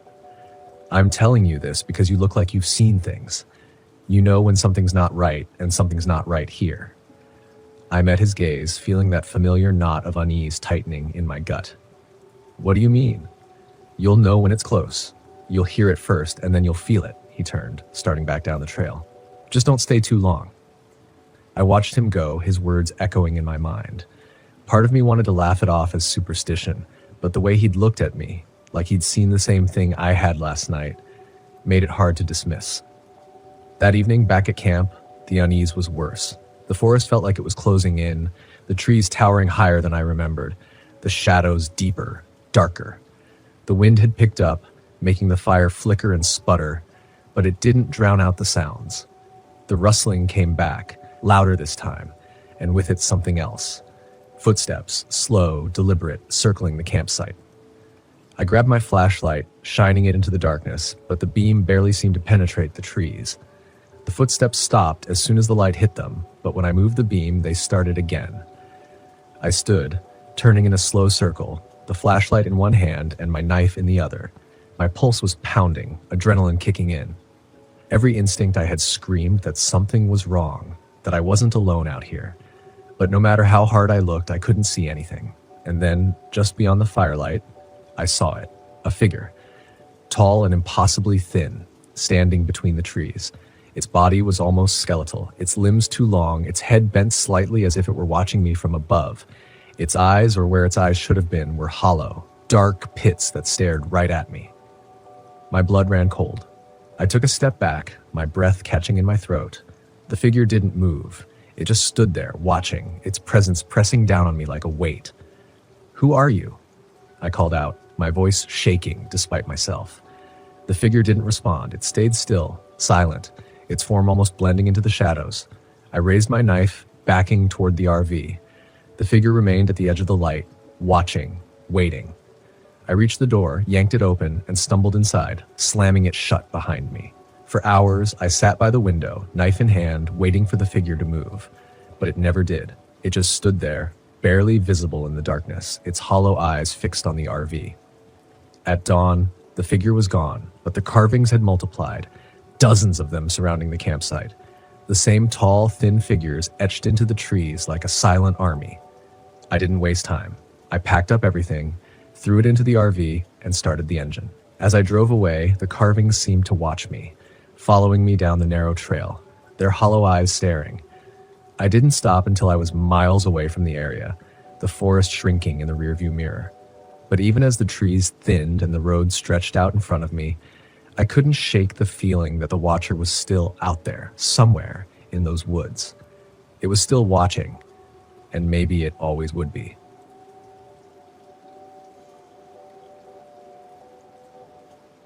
My name is Patrick Glenn, and this all happened in 2016 when I was RV camping in the Adirondack Mountains of New York. I don't claim to be an expert outdoorsman, but after 32 years of towing trailers and spending weekends in the woods, I know my way around a campsite. Plus, I have a knack for packing light, but never missing the essentials. Except this time, I forgot the can opener. Nothing humbles a man faster than stabbing a can of chili with a steak knife. I'd parked my RV at a spot just off a narrow dirt road, surrounded by towering pines that seemed to press in on all sides. It was a quiet area, the kind of place where the only sounds were rustling leaves and the occasional chirp of birds. The campground wasn't on any official map. I'd found it through an old timer I met in a diner a few towns over. He called it Old Quarry Road and claimed it was perfect for solitude. For me, it was the ideal weekend getaway. No cell signal, no crowds, just me in the wilderness. The first night was uneventful. I grilled some hot dogs, cracked open a beer, and listened to the crackle of the campfire. Around midnight, I climbed into the RV and fell asleep. At some point, though, I woke up. It wasn't a noise that stirred me, just a strange sense of something being off. It was pitch black outside, so dark that even the moonlight seemed swallowed up by the forest. I chalked it up to unfamiliar surroundings and eventually drifted back to sleep. The next morning, I found something strange near the edge of my campsite, a small pile of cigarette butts neatly stacked on a flat rock. The weird thing was, I don't smoke. It hadn't been there the day before. At first, I thought maybe some teenagers had stumbled onto my site after I'd gone to bed, but why would they leave behind such an organized pile? It felt deliberate.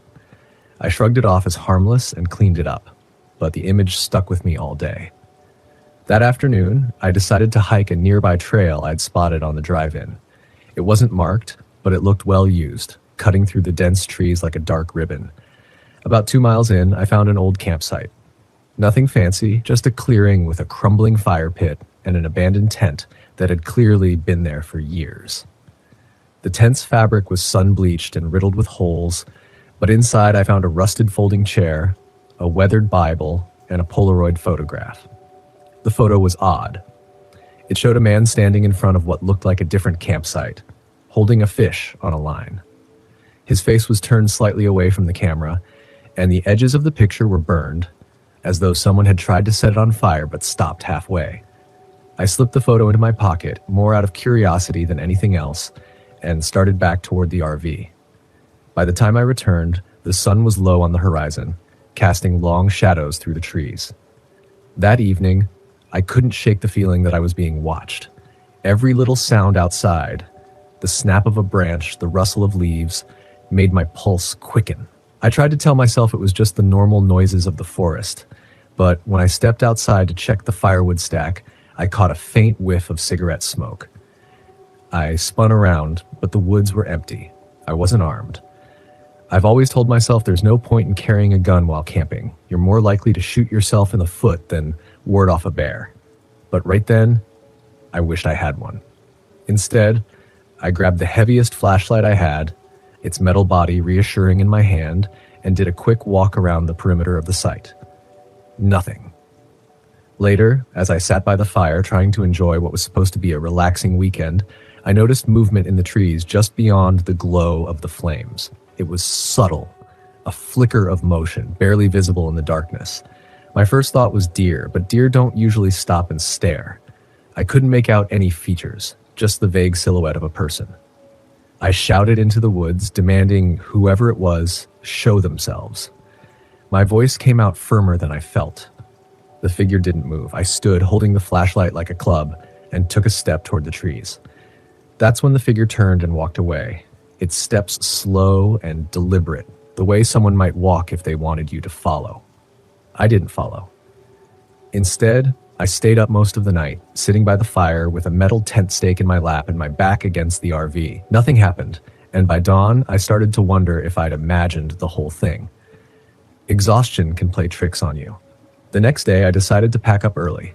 The weekend wasn't worth losing sleep over some weirdo lurking in the woods. But as I started to load up the RV, I noticed something new. A freshly carved message on the picnic table near my fire pit. It read, "You're not alone." The letters were jagged, as if someone had hacked at the wood with a pocket knife. I knew I couldn't leave without figuring out who was behind this. Call it stubbornness or stupidity, but I felt a strange compulsion to confront whoever was messing with me. I grabbed the flashlight and a hunting knife from the RV and started walking in the direction I'd seen the figure the night before. The forest felt different now, darker, heavier, as though the trees themselves were leaning in to watch. After about 30 minutes of walking, I found another clearing. This one was different. It wasn't a campsite, but more like a dumping ground. Old torn sleeping bags and rotting food cans littered the area, along with something that made my stomach lurch. A pair of shoes, their soles worn thin, with no sign of their owner nearby. I spotted what looked like a makeshift shelter, a crude lean-to built from sticks and tarps. I approached cautiously, the knife in one hand and the flashlight in the other. Inside the shelter, I found a pile of objects, candles, more cigarette butts, and another Polaroid. This one showed the same man as before, but now he was sitting on a log, staring straight at the camera. Suddenly, I heard footsteps behind me, slow, deliberate footsteps crunching on the dry leaves. I turned my flashlight, cutting through the shadows, and saw him, the man from the photos. He was tall, wiry, and wearing a filthy jacket that hung off his frame like a second skin. His face was gaunt, his cheekbones sharp enough to cut glass, and his mouth twisted into a grin that didn't reach his eyes. He held a knife longer than mine, the blade glinting faintly in the light. Without a word, he lunged. I swung the flashlight with all my strength, connecting with his forearm. The knife fell to the ground, but he didn't stop. He tackled me, and we went down hard. I felt his hands around my throat, strong and cold, and the world started to blur. In a desperate move, I grabbed a rock and smashed it against the side of his head. He let go, staggering back, blood running down his face. I didn't wait for him to recover. I grabbed his knife, the bigger one, and ran. I didn't stop running until I reached the RV. By the time I called the police, the man was gone. The sheriff's deputies found the campsite I described, along with evidence that someone had been living there for months. They also found something else. A shallow grave marked with a crude wooden cross. Inside were the remains of a man who'd been missing for over a year. His name was Victor Carlisle, a drifter with a record of violence. They identified him by the ID in his pocket, though they couldn't explain how he ended up buried in the woods. The man who attacked me, his name was Nolan Tate. He'd been squatting in the Adirondacks for years, moving from campsite to campsite, preying on anyone unlucky enough to cross his path. Turns out I wasn't his first victim, but I might have been his last. The last I heard, he was still at large.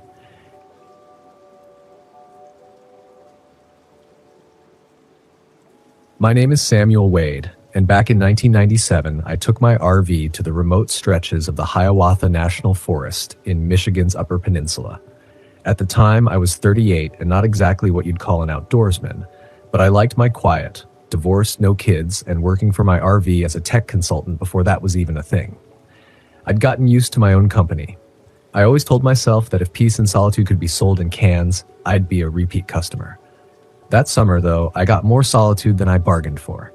I picked a site near Lake Superior, tucked away between dense pines and rocky outcroppings. The air was cool, the mosquitoes were relentless, and the signal was non-existent, exactly what I wanted. My spot was far enough from campers to feel like the forest belonged to me, but close enough that I could hear a car pass on the main road every now and then. The first couple of days were uneventful. I spent them fixing a busted valve in the RV, fishing in a nearby stream, and enjoying my old cassette tapes. At night, the place got so dark, it felt like the world had folded in on itself. The only sounds were the creaks of the woods and the occasional howl of a distant wolf. I like to tell myself those howls added charm. It was all fine, really, until I found the shoe. It was mid-afternoon when I spotted it, about 30 yards from my RV, lying in the brush like a discarded thought. A hiking boot, scuffed and worn, but with its laces still tied neatly. The weird thing was, it was just the one. No tracks leading to or from it, no sign of its owner. I chuckled to myself, thinking someone must have gotten drunk and left it behind. I kicked it aside and went back to patching a screen on my window. By the next morning, the shoe was back right by my RV's door where I couldn't miss it. Same boot, same scuffs. This time it was wet, though it hadn't rained. It was like the thing had crawled out of the lake. I stood there staring at it, trying to decide if I was imagining things. I grabbed a stick, flicked it away into the woods, and told myself it was probably raccoons.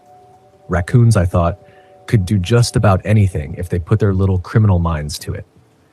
That night, I couldn't sleep. Every crack of a branch sounded like footsteps, every rustle of leaves like someone breathing just out of view. I locked the RV's doors, a thing I never usually bothered with in places like this, and sat up with a flashlight, my fishing knife in hand. The woods outside were silent, oppressive. I told myself it was all in my head. Then came the knocking. It was soft, tentative, just a couple of taps on the side of the RV like someone was testing the waters. My heart kicked into overdrive and I froze, straining to listen. Another knock, this time on the back. I got up slowly, knife in one hand, flashlight in the other. I didn't call out. I wasn't about to let whoever or whatever it was know exactly where I stood. I peered through the blinds but saw nothing, just the dark forest pressing in around me. Another knock, now on the opposite side. My stomach churned as I realized they were circling me, testing the RV for a way in. The flashlight beam wavered as I clenched it tighter, and I cursed myself for not bringing a gun on this trip. Back in the city, I never felt the need, but out here, I'd never felt so exposed. When the knock stopped, the silence was worse. I sat there unmoving, waiting for the next sound. Hours passed, or maybe just minutes. It was hard to tell. Finally, the dawn crept in, painting the forest in pale grace. I mustered the courage to step outside, knife still in hand. The boot was back. This time, there was a foot in it. The leg attached to the foot was severed cleanly at the knee, and the sock was still tucked neatly into the boot. Blood had pooled beneath it, soaking into the mossy ground. My stomach turned as I stumbled back inside, slamming the door shut. My mind raced with questions. Who did this? Why? And more importantly, were they still out there? I decided to pack up and leave. Whatever was going on, I didn't want to stick around to find out. I cranked the engine, but the RV wouldn't start. Dead battery, even though it had been fine the day before. I tried the radio next. No signal, not even static. It was like the forest had swallowed me whole, cutting off any chance of escape. I grabbed a backpack, stuffed it with water and a map, and decided to make a break for it on foot. The main road was about 5 miles away, and I figured I could make it by noon. As I stepped out, the air felt heavier, like the trees were closing in. I couldn't shake the feeling that I was being watched. About a mile in, I found the second body. This one was worse. A man, maybe in his 40s, hanging from a tree by his arms. His throat was slit, and his chest was carved with strange symbols I didn't recognize. His face was frozen in a scream, eyes wide and unseeing.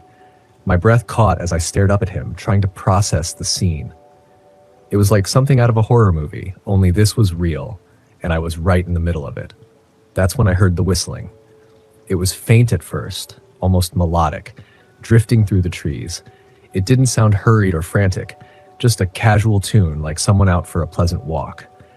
My heart pounded as I ducked behind a rock, gripping the knife so tightly my knuckles turned white. The whistling grew louder, closer, and then I saw him. The man was tall and wiry, with unkempt hair and a face weathered by time and something darker. His clothes were dirty, stained with what I could only hope wasn't blood. He carried a machete in one hand, the blade glinting in the dappled sunlight as he moved. He scanned the trees, his head cocking slightly like he was listening for something. He stopped near the hanging man, his whistling fading into silence. He looked up at his work and smiled, a cold, empty expression that sent chills down my spine. Then, as if on instinct, his gaze snapped to my hiding spot. My breath hitched as I realized he'd seen me. I ran. The forest seemed to close around me as I sprinted through the underbrush, branches clawing at my face and arms. I could hear him behind me, his footsteps heavy and deliberate. He wasn't running. He didn't need to. He knew these woods better than I ever could. I tripped over a root and went sprawling, the knife flying from my hand. Pain shot through my ankle as I scrambled to my feet, only to find him standing a few yards away, machete resting casually on his shoulder. His smile widened as he took a step closer. I tried to reason with him, tried to ask why he was doing this, but he just tilted his head like he didn't understand the words. Or maybe he didn't care. He raised the machete, and I thought that was it. Then, out of nowhere, a gunshot rang out. The man staggered back, clutching his shoulder, as another shot cracked through the air. I turned to see an older man, maybe in his 60s, holding a rifle and yelling at me to move. I didn't need to be told twice. I ran toward him as he kept firing, driving the machete-wielding man back into the woods. The old man's name was Richard, and he told me he'd been camping nearby when he heard the commotion. He led me back to his truck, where we called the authorities. By the time they arrived, the killer was long gone, but they found his workshop deep in the forest. A clearing littered with bodies in various states of decay, their belongings scattered like trophies. The man's name, I later learned, was Clyde Hargrove. He'd been living off the grid for years, preying on anyone unlucky enough to cross his path. He had no known family, no history anyone could dig up, and no clear motive beyond sheer sadism. Richard drove me to the nearest town, and I never looked back. The RV stayed in the forest, and as far as I know, so did Clyde. But every now and then, I think about that boot by my door and wonder if it was a warning or an invitation.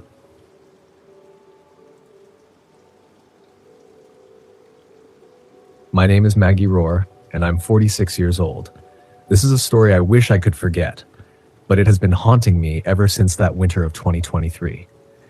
I lived alone in an old, crumbling cabin deep in the snowbound wilderness of Winter Ridge, Wyoming. I had hoped to escape the ghosts of my past, thinking that the isolation would give me the peace I longed for. The simple life, the brutal silence, just me and the wild. But that winter, the land itself began to whisper its secrets to me. It all started with the howling. At first, I assumed it was wolves. Their eerie calls often echoed through the valley like a long-forgotten cry. But this was different. This sound was not the high-pitched chorus of a pack. It was deeper, guttural, and solitary. It rumbled through the frozen air like a dying animal, its mournful groan rattling my ribs as I sat by the wood stove. I stood and moved to the frost-coated window. The moon was high, casting silver streaks across the pines. The world outside was a sheet of untouched snow, silent and still. But the sound came again, this time closer. My skin prickled. Probably a bear, I thought, though I knew it wasn't. Bears hibernated in winter. Whatever it was, it didn't belong. The next morning I found the first signs, claw marks on a tree near the cabin. The bark was shredded, long strips hanging loose like torn flesh. The snow around it was disturbed, heavy, uneven tracks leading into the woods. My breath caught in the freezing air as I crouched to inspect them. They were too large for a wolf, too narrow for a bear. Something was wrong. I set traps that day. Steel-jawed ones meant for foxes, not killers. They weren't designed to maim, but to keep whatever was lurking at a distance. That night, the howling came again, louder, closer. I stoked the fire and sat, rifle across my lap, waiting. Every creak of the old cabin, every shift in the wind sent my pulse racing. Eventually, I must have dozed off because I woke to the sound of snapping wood. Something was on the porch. I moved to the window, heart hammering. The faint moonlight cast long, twisted shadows across the snow, and there, on the edge of the woods, I saw it, a large, dark shape, hunched and moving slowly, deliberately away from my cabin. It wasn't a bear.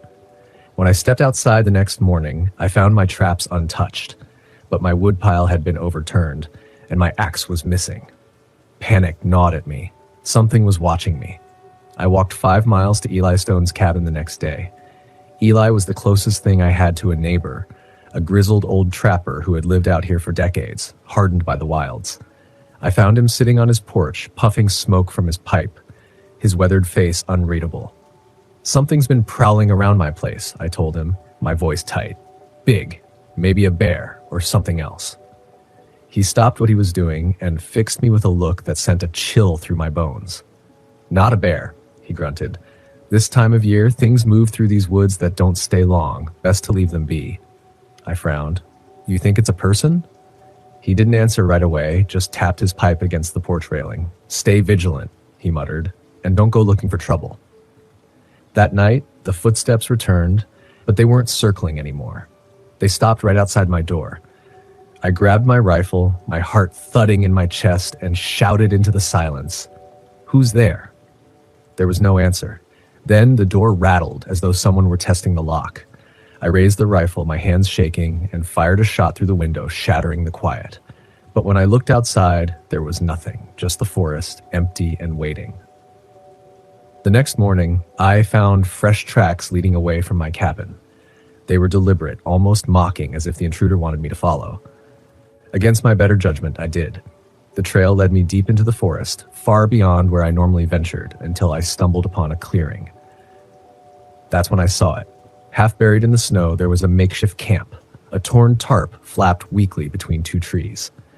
Beneath it, I found cans of food, a sleeping bag, tools, an axe, a hunting knife, a coil of rope. But there was something else. Symbols. Jagged, precise carvings on a nearby tree.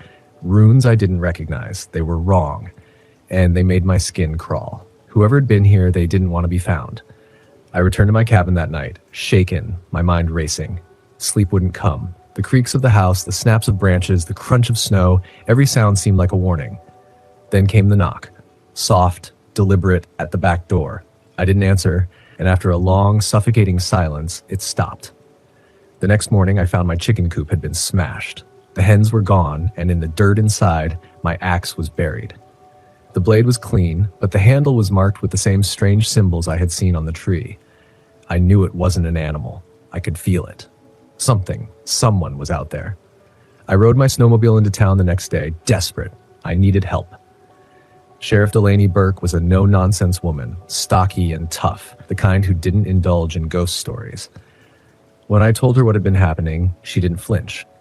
"You're saying someone's out there?" she asked, tapping her pen against her notebook. "Could be a drifter. The woods attract all kinds. I'll send someone to check it out." Her tone said she didn't believe a word I was saying. That night, the footsteps came again.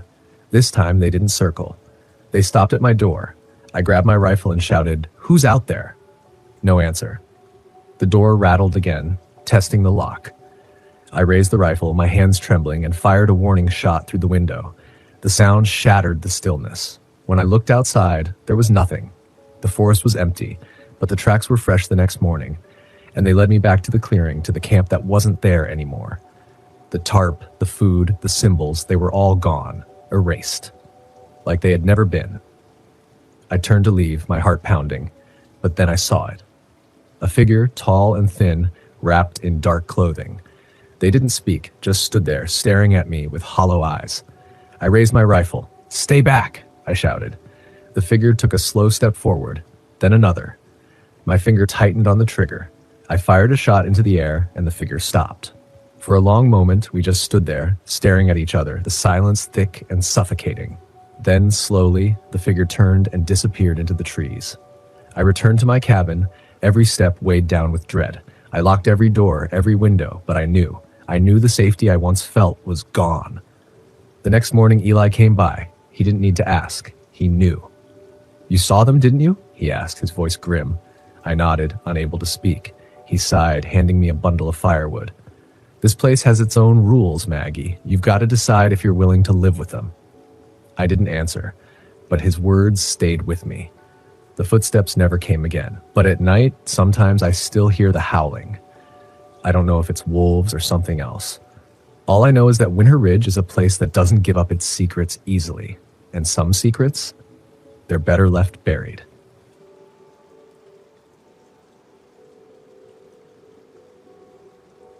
My name is Adam Cross, and I'm 38 years old. This happened last fall in the Chihuahua Mountains of Arizona, a place I sought refuge in, hoping to escape the wreckage I'd made of my life. I used to be an archaeologist, a man who traveled the world, unearthing the forgotten secrets of ancient civilizations. That was before the scandal. A rare artifact vanished during a dig, and although they could never prove my involvement, the whispers that followed were enough to destroy my career. Accusations lingered like shadows, and the burden of them became unbearable. I used the last of my savings to buy 20 acres of raw land in the Chihuahua Mountains, desperate to start fresh. The land was rugged, a wild maze of cacti and mesquite trees, with a small cabin perched precariously on a rocky slope. It was isolated, untouched, perfect for someone who wanted to disappear. At first, it was everything I'd hoped for. The stillness was a balm to my soul. No one to judge me, no accusations to haunt my every step. I spent my days fixing the cabin, clearing brush, and scouting the hills. There was something almost divine about being alone, until I realized I wasn't alone at all. The first sign of trouble came a few weeks after I moved in. While hiking along the northern edge of my property, I spotted a few cattle grazing near the fence line. They didn't belong to me. I wasn't a rancher, but I assumed they must have wandered over from the neighboring land. When I mentioned it to Becky, the woman who ran the small convenience store in the nearest town, she let out a hollow laugh. "That's Victor's herd," she said, shaking her head. "You don't want to mess with him. He's not too fond of strangers." Victor, I learned, owned the sprawling ranch next to mine. A grizzled man in his 50s with a temper as fiery as the sun. He didn't take kindly to outsiders, and I was one of them. I hadn't met him yet, but I figured it was only a matter of time. It didn't take long. One afternoon I was walking the fence line when I saw him, a stocky figure, his face carved with years of scorn. He was riding a horse, his eyes cold and unfeeling, a rifle slung over his shoulder. "You're on my land," he spat, his voice like gravel grinding underfoot. I stopped in my tracks, confused. "I'm just checking the fence. This is my property." Victor's eyes narrowed, his lips curling into a sneer. "Fence is in the wrong place. This here's my side." I didn't argue. I wasn't familiar with the land, and frankly, I didn't want to provoke him. "I'll double-check the survey maps," I said, trying to keep my voice neutral. Victor leaned forward, his face like a weathered stone. "Do that. And while you're at it, keep your nose out of my business." After that, I kept my distance, but Victor didn't. A few days later, I found one of his cows dead on my land. Its neck was twisted at an unnatural angle. I wasn't sure if it had fallen or something else had happened, but when I called the sheriff, the deputy barely seemed to care. "Probably just an accident," he said, dismissing it with a wave of his hand. "Happens sometimes." Victor, however, wasn't so casual. He showed up at my cabin the next morning, pounding on my door with the fury of a thunderstorm. "You killed my cow?" he hissed when I opened the door. "What?" I stammered. "Don't lie to me," he growled. "I saw the tracks. You think you can move in here and do whatever the hell you want?" I tried to explain, but he wasn't listening. By the time he left, it was clear he didn't trust me. And worse, he would be watching. That's when the real terror began. I'd been working on the roof, replacing shingles that had rotted from years of neglect, when I noticed something strange on the distant hills. A flash of light, a glint of metal. It was gone before I could blink. I stared at the hills for what felt like hours, but saw nothing again. That night, I heard footsteps outside the cabin, soft, deliberate, scraping against the earth. I grabbed the flashlight and rushed to the window, heart pounding. But there was nothing there. The next morning, I found footprints near the fence line, barefoot, human. They led toward the hills. At first, I thought they might belong to Victor or one of his men, but something about them felt wrong, too precise, too deliberate. Things escalated quickly. Strange markings began to appear on my land, animal skulls arranged in odd patterns near the edge of my property. Coyotes, rabbits, even a small deer. One morning, I woke up to find a noose hanging from a mesquite tree just outside my cabin. Probably just kids messing around, Becky tried to reassure me, but her eyes betrayed the fear behind her words. "You should be careful out there. Victor's family, they've got a reputation." By November, I was sleeping with my rifle beside the bed. The noises at night had grown worse, scratching at the walls, the sound of something heavy moving through the brush. And then I found the camp. I had been following a dry creek bed, searching for a good spot to set up a water catchment system when I stumbled upon it. A crude shelter made of branches and tarps, surrounded by empty cans and a fire pit filled with charred bones. On a rock near the fire was a journal. The pages were covered in jagged, frantic handwriting. This land must be cleansed. They don't belong here. They poison the earth. That night, the cabin felt smaller. The walls seemed to press in on me and the air turned thick. I locked the doors and windows, but it didn't feel like enough. Around midnight, I heard the footsteps again, this time right outside the door. Then came the scratching, slow, deliberate. I stood in the darkness, rifle in hand, my heart thudding so loud I thought it might burst. "Go away," I shouted. The scratching stopped, but when I opened the door the next morning, I found a pile of ashes on the doorstep, still warm. The final confrontation came on a cold, moonless night in early December. I had just finished cleaning my rifle when I heard it, the sound of wood splintering, the front door cracking open. Hanging crooked on its hinges, standing in the doorway was a figure. A man, his face hidden behind a mask made of animal hide, a torch in one hand and a knife in the other. "You don't belong here," he growled, his voice low and guttural. I raised the rifle, my hands trembling. "Get out of my house." The man took a step forward, then another. The torchlight flickered, casting monstrous shadows across the room. I fired. The shot missed, but it was enough to send him running. I chased him into the hills, my breath freezing in the air. The pursuit ended at a narrow ravine. The man stumbled, dropping the torch, and I tackled him to the ground.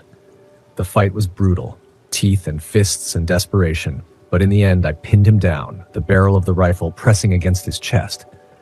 "Who are you?" I demanded. He didn't answer. He just smiled, his teeth yellow, broken. The sheriff arrived the next morning, alerted by Becky. They found the man tied to a tree near my cabin, still alive but too injured to fight back. He wasn't one of Victor's men. He was a drifter, a former ranch hand with a history of violence. The journal was his, a twisted manifesto against outsiders. Victor denied any involvement, but his eyes told a different story. I sold the land and left the Chihuahua Mountains shortly after. I never looked back. But sometimes late at night, I think about the footprints, the skulls, the noose in the tree, and how close I came to vanishing out there, swallowed by the wilderness, just another lost soul. But what haunts me the most is this. The land didn't belong to me. It didn't belong to Victor, or anyone. It was wild, untamed, and it didn't care about our petty feuds or fears. It simply was. It began the moment I pulled my RV into that remote, secluded spot deep in the Ozark National Forest, the kind of place most people never find. The peace, the stillness, the isolation, this was my kind of camping. No phone signal, no distractions, just me and nature, the way it was meant to be. My name's EMT Sullivan, and I've been doing these solo trips for years, a way to clear my head, to escape. This trip, like all the others, was supposed to be simple, nothing unusual. But then I parked near a small, murmuring creek, surrounded by towering trees. The air was thick with a whispering breeze, the leaves stirring in eerie harmony. Everything felt serene, too serene. As I set up camp, a peculiar dirt trail caught my eye. It snaked into the forest like a dark invitation. The overgrowth had claimed it, branches and weeds clawing at its path as if it had been untouched for decades. Something about it stirred a deep, curious hunger in me. I'd investigate after lunch, I thought. After a quick bite, I grabbed my essentials, water, a flashlight, and headed down the trail. The sun hung high, filtering through the canopy, casting strange, shifting shadows. Birds chirped, insects buzzed, but there was something unsettling about it all. The deeper I went, the more the forest closed in on me. The trail became harder to follow, narrowing as though trying to push me back. But I pressed on. I had to know what lay ahead. About an hour into my trek, I stumbled across an old cabin. Time had ravaged it. Its wooden walls were like the hollowed-out ribs of some ancient beast covered in thick moss. The windows were shattered. The door hung loosely on its rusted hinges. My curiosity overcame me. I pushed it open, the wood groaning in protest. Inside, the air was thick with dust, musty, suffocating. The floorboards creaked under my weight, protesting each step. The cabin seemed abandoned, except for the furniture, old, rusted, and covered in mildew. Papers littered the floor, forgotten relics of lives long gone. But then my eyes landed on something pinned to the wall, a photograph. The edges were yellowed with age, the faces frozen in time. A group of people smiling. Except one. One man stood slightly apart, his face dark and brooding, an expression I couldn't quite place. I couldn't look away. It felt as though those eyes were watching me. I took the photograph with me. Maybe it would provide answers. Back at my RV, I set the photo down on the table and tried to settle in for the night. The sun dipped behind the trees, casting an ominous orange glow over the forest. I made dinner, sat outside, and tried to enjoy the stillness. The crackle of the campfire was the only sound, a gentle warmth in the growing darkness. But the peace wouldn't last.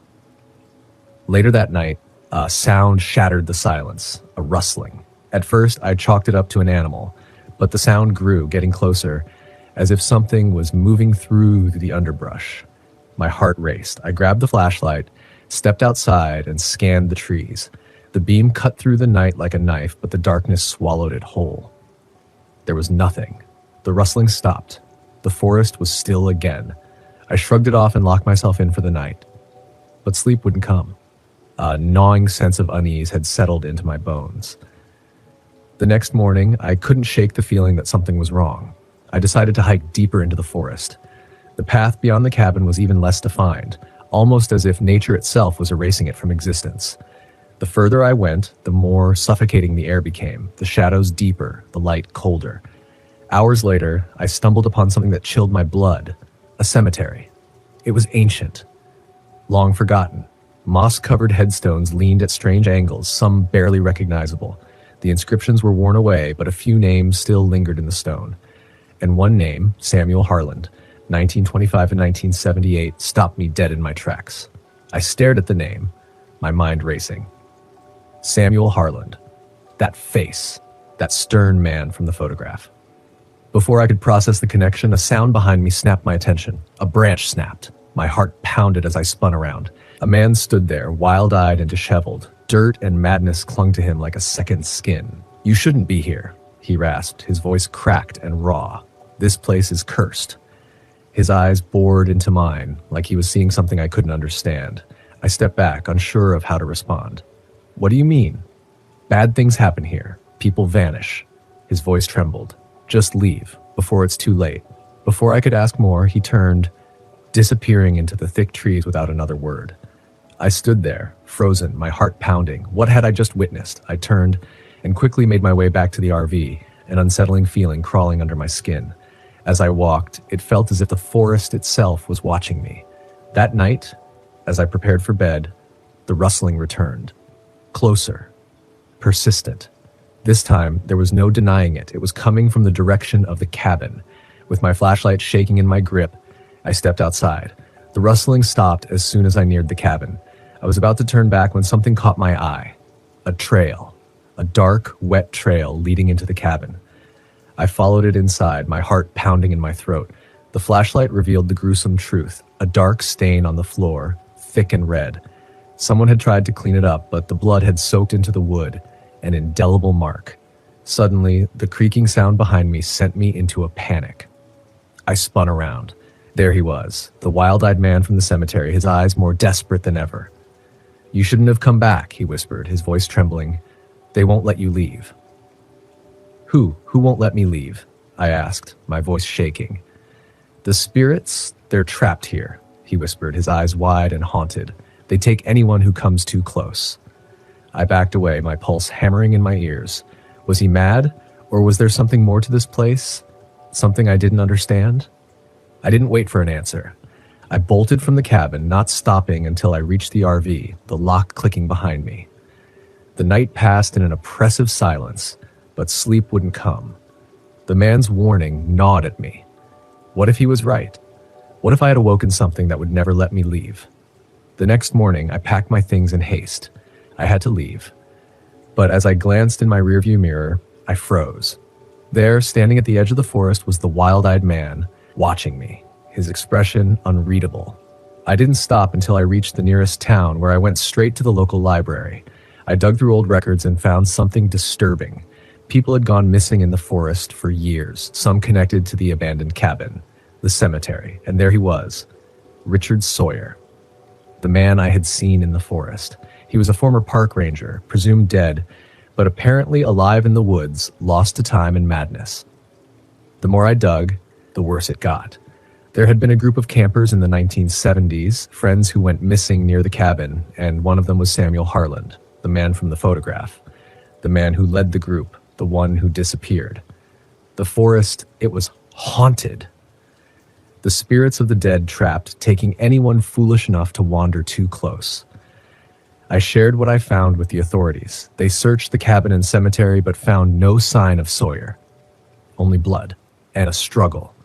The news broke and soon reporters flocked to the area. Locals whispered of a curse. People started vanishing again. I couldn't shake the feeling that somehow I had triggered all of this. If I hadn't found that photograph, if I hadn't walked that cursed trail, maybe, just maybe, none of this would have happened. Then, one night, I received a call. It was Richard Sawyer. His voice was frantic, pleading. He said he had found a way to break the curse. But he needed my help. Against my better judgment, I returned to the cabin. When I arrived, he was waiting, more disheveled than ever. His eyes were wide with terror. "We have to perform the ritual," he insisted. "It's the only way to free them." Skeptical but desperate to end this nightmare, I agreed. Inside the cabin, he had set up an altar, hastily constructed. He handed me a paper with strange words scrawled on it. "Read this," he urged. "It's the only way." I hesitated, then began to chant. The words felt wrong in my mouth, like they didn't belong to this world. As I spoke, the air thickened, a coldness settling in. The ground trembled, the cabin shook. Suddenly it all stopped. Silence. The cold lifted. Richard smiled, relieved. "It's done," he said. "They're free." But something wasn't right. I left the cabin, never looking back. I drove away in silence. The weeks passed, the missing stopped, the investigation was closed. The forest was declared safe again, but deep in my soul I knew better. There are things in this world that defy explanation, things that should be left alone, and the forest, it still holds its secrets. I will never return.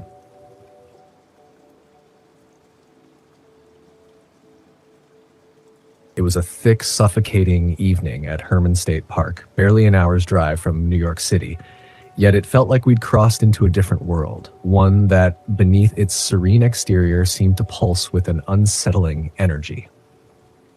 My best friend, Mason Davies, and I had been planning this RV camping trip for weeks. After months of being battered by the grind of city life, my soul crushed under the weight of a relentless project at work and Mason reeling from a bitter breakup, we thought nature would offer us the sanctuary we desperately needed. We arrived at the campsite around 3 p.m., the sun still hanging high in the sky, but already the air was thick and oppressive, a heaviness that seemed to hang in the trees, weighing everything down. The park's sprawling woods and glittering lakes should have been a paradise, a sharp contrast to the chaos we'd left behind. Our campsite was tucked away between a cluster of dense trees, beside a lake that shimmered with an eerie, almost unnatural calm. We set up our RV, and Mason wasted no time in casting his fishing line into the water. I, on the other hand, simply stood still for a moment, inhaling the heavy air, trying to soak in the false tranquility. By 6 p.m., we had enough fish to cook, and Mason was already prepping them over the fire. The smell of fresh fish sizzling in the flames was intoxicating, but there was something wrong about the evening. The calm felt too still, the silence too absolute. As the night began to creep in, we sat around the fire, our conversation a quiet hum against the crackling of the logs.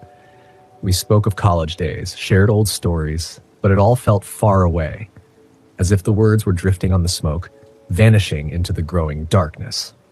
Around 9 p.m., a rustling came from the bushes nearby. At first, we laughed it off, attributing it to raccoons or the usual nocturnal creatures, but the sound didn't stop. It grew louder, more deliberate, and it set my nerves on edge. Mason and I exchanged uneasy glances. "Probably just an animal," I muttered, though my voice lacked conviction. But then, nothing. Silence. The kind of silence that presses against you, suffocating. My breath caught in my throat. I grabbed a flashlight and directed the beam into the shadows. It cut through the darkness, revealing nothing but the oppressive mass of trees, black and motionless. Yet the feeling of being watched, of something lurking just beyond sight, was overwhelming. "Let's go to bed," Mason said, his voice tight, trying to shake the unease. We retreated to the RV, but sleep was elusive. I tossed and turned, the events of the evening gnawing at the edges of my mind. At midnight, I was jolted awake by a sharp, metallic clang. My heart thundered in my chest as I sat up. Mason was already sitting on the edge of the bed, his face pale, staring at the small window. "Did you hear that?" I whispered, my voice trembling. He nodded slowly, his eyes wide. "It came from outside," he said, barely audible. I grabbed the flashlight and a hunting knife we had brought for emergencies, and we stepped into the night. The air was biting cold, the darkness wrapping around us like a living thing. We circled to the back of the RV where the sound had come from. There, lying on the ground, was a bloodied crowbar. The sight sent a cold, crawling sensation through my spine.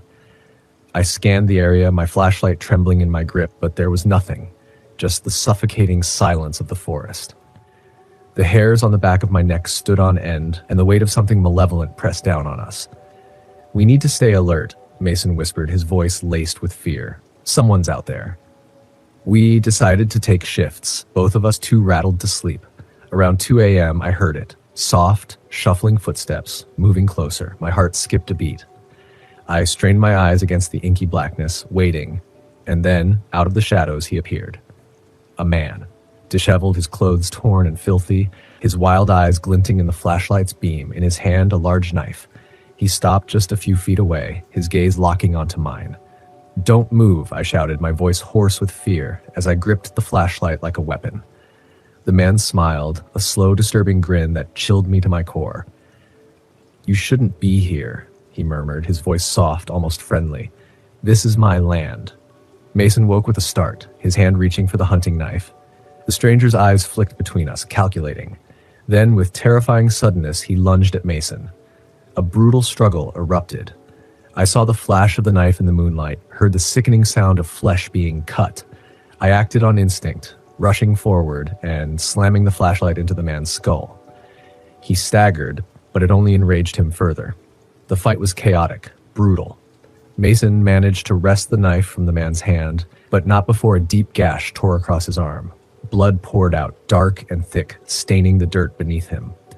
In a desperate move, I tackled the man to the ground, pinning him as his wild eyes stared up at me, filled with fury and desperation.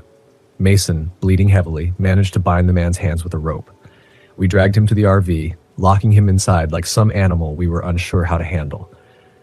The man's screams, loud, guttural curses, echoed from within the RV. His fists banged against the walls as if he were trying to tear the whole vehicle apart. "We need to leave," Mason gasped through gritted teeth. "We need to get out of here. Now." But there was a problem. Our cell phones had no signal.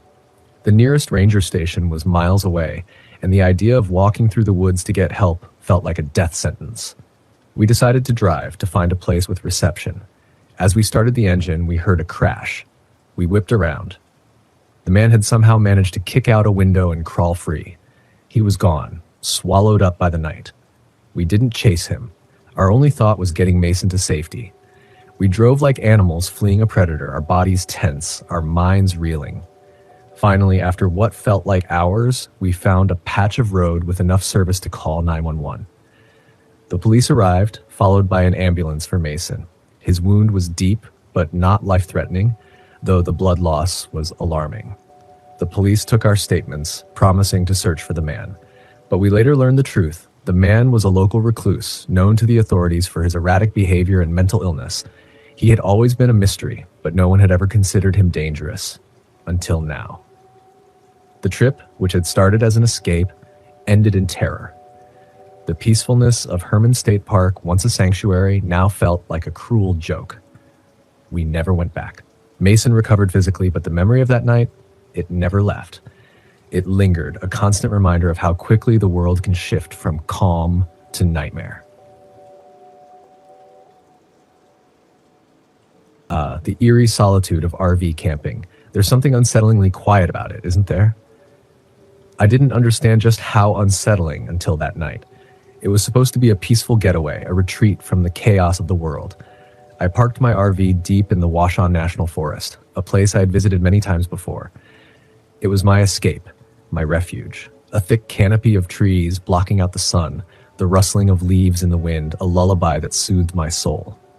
I'm Marcus Weller, a man who sought solace in the simple things: camping, fishing, and the occasional hike. My life hadn't been kind. My wife had left me years ago. But in the solitude, I found peace. The open road had been my only companion since. The day began as any other camping trip would. I set up my gear, stoked the fire, and decided to take a short hike before nightfall. The forest hummed with life, the calls of birds, the occasional rustle of unseen critters. It was serene, almost peaceful to the point of being unnatural. The deeper I walked, the more the woods seemed to close in around me. Then I saw it, an old, rotting sign, partially buried beneath the underbrush. Its words were barely legible, but I could just make out Riley's logging camp. A curious thought crossed my mind. Who would have left a sign like this? I followed the faint trail the sign pointed to, the leaves crunching beneath my boots. 20 minutes later, the trees parted, revealing a clearing where the remains of Riley's logging camp lay in eerie silence. It was a ghost town, the buildings sagging with rot, roofs caving in, and the walls swallowed by thick vines and moss. I had to see more. The stillness in the air was unnerving, the kind of silence that pressed in on you from all sides. I stepped inside what seemed to be the camp's main office. It was dark, musty, decay hanging like a shroud. The beam of my flashlight cut through the dust, revealing forgotten remnants of a past life, overturned furniture, yellowed papers scattered on the floor. One sheet caught my eye, an inventory list. As I scanned it, a sound made me freeze, a faint crunch of leaves from outside. Someone? I stood still, straining to listen. Hello? My voice sounded hollow in the oppressive quiet. No response. I shrugged it off, telling myself it was just the wind or my overactive imagination. But then the crunch came again, closer this time. My heart thudded in my chest as I gripped an old rusted axe that leaned against the wall, the metal cold against my palm. The crunch of leaves grew louder, faster, as if someone was moving toward me. Who's there? My voice cracked, sharper this time. I stepped cautiously outside, the forest swallowing up all but a sliver of light from my flashlight. Then I saw him, standing at the edge of the tree line. A tall figure, impossibly still, his face hidden by shadows. He wore a tattered flannel shirt and faded jeans, but it was the long, thin object in his hand that sent chills down my spine. A machete? A stick? Are you okay? I called out, trying to keep my voice steady. He didn't move, didn't answer. He just stood there, a dark silhouette against the forest. A cold shiver ran through me, and every instinct screamed at me to leave. I slowly backed away, keeping my eyes locked on him as I moved toward the path. The moment I turned, I heard it, the unmistakable sound of footsteps, matching mine. My pulse surged, my legs propelling me forward faster, but the footsteps grew louder, faster, until they were almost on top of me. I didn't dare look back. My breath came in ragged gasps as the path stretched on endlessly, my legs like lead beneath me. When I finally reached the RV, I slammed the door shut and locked it, heart hammering in my chest. I peered through the window. Nothing. No figure in sight. I must have been imagining it, right? But something gnawed at me, an unsettling feeling that I wasn't alone. I couldn't sleep. I sat there, gripping the axe, staring into the suffocating darkness. Hours passed, the terror slowly ebbing, replaced by exhaustion. But I couldn't shake the feeling. Someone was watching. At dawn, I began packing, but the sensation of eyes on me only grew stronger. I hitched the RV to my truck, ready to leave, when something caught my eye. A scrap of paper wedged under the windshield wiper. I unfolded it, and the world seemed to stop. It was a photograph, old, faded, and unsettling. A group of men stood in front of the very camp I had just explored. But in the background, barely visible, was the same figure I had seen the night before. A figure holding a long, thin object. I felt my blood run cold. On the back, a single word had been scrawled in jagged handwriting: run. My heart raced as panic surged through me. I jumped into the truck, slamming the door behind me. The engine roared to life, and I tore out of there, my hands trembling on the wheel. The drive out of the forest was tense. Every time I glanced in the rearview mirror, I expected to see the figure in pursuit, his dark silhouette chasing me down the road. But nothing ever came. When I finally made it to the main road, I thought I was safe. But when I reported it to the authorities, they found nothing. No sign of the figure, no photograph. just my word, and they dismissed it as some kind of prank or a vivid imagination. But I know what I saw. I know what I felt. And to this day, I can't shake the feeling that someone was watching me. I haven't returned to the Washoe National Forest since. The open road still calls to me, but I avoid the solitude now. The peace of isolation is a lie. Solitude has lost its charm forever. It started as just a routine weekend trip, a solo camping getaway in the Smoky Mountains. My name's Edwin Garrison, and I make a living off designing remote hiking and camping routes for outdoor magazines. I figured I'd get a couple of days to myself, scope out a potential new trailhead, and maybe put the finishing touches on a route I'd been working on. Now, I'm not really the nervous type, but I've had my share of strange encounters. Nothing I hadn't shaken off with a little wit and a drink or two at the end of the day. But what happened this time? It was different. The Smokies in October are pure gold. The leaves are vibrant, crisp to the sound, and the mountains roll with that mist that hangs low in the early morning, making you feel like you're standing on a giant's shoulders. I was just past a small town called Norris, Tennessee, driving my beat-up RV up a narrow, winding road that had barely enough shoulder for another vehicle to pass. No cell service, but that was to be expected. It's one of the perks of working out in the boonies. Once I found a spot, I parked off a seldom-used pullout on the mountainside, far enough off the road to feel like I was in the middle of nowhere. I'd been up since dawn, so I set up camp, pulled out a chair, and cracked open a can of the cheapest beer they sold at the town's market. The evening was quiet, with nothing but the occasional sound of a bird or small critter darting through the brush. At some point around sunset, I realized I hadn't seen another soul all day. It was strange, but I shrugged it off. Still, I couldn't shake the feeling that something was a little off. I mean, this was a popular park. Usually I'd see other campers, hear the distant hum of another engine, or even see a couple of cars passing. But this time, nothing, just a thick, empty silence. As night fell, I decided to go for a quick walk around the area. I grabbed my flashlight and set off down a narrow trail that disappeared into the dark, thick woods behind my RV. The air was colder than I'd expected, sharp enough that I pulled my jacket tight around me.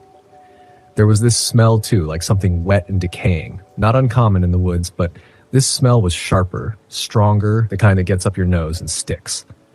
It didn't take long for me to feel like I wasn't alone. The trees pressed in tightly on either side, casting strange, twisting shadows that seemed to dance and move in the beam of my flashlight. I thought I heard footsteps behind me. At first, I chalked it up to my own feet on the ground, treading on dead leaves and twigs, but the sound continued even when I stopped. It was faint shuffling, but distinct. I called out, "Hey, is someone there?" expecting maybe a camper who'd wandered off trail, but nothing answered me, and the silence that followed was almost as unsettling as the footsteps. I decided I'd had enough of my evening stroll and turned back toward the RV. When I got to the clearing, the smell was stronger. Something had been here, around my RV. The ground near the door was all torn up, as if something heavy had been pacing there. My stomach tightened, but I told myself maybe it was just a wild animal sniffing around.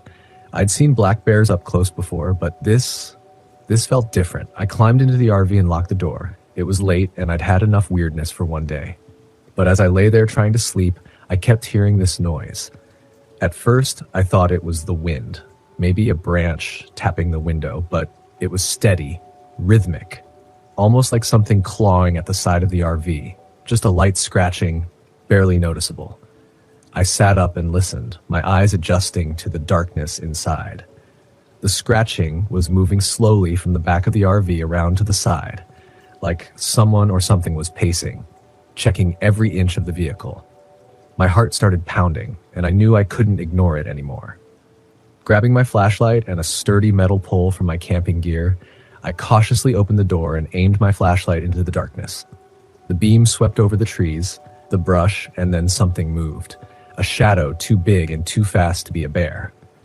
I only caught a glimpse of it, but what I saw chilled me to the bone. It was on all fours, with a massive, hulking body that reminded me of a jaguar, but much larger.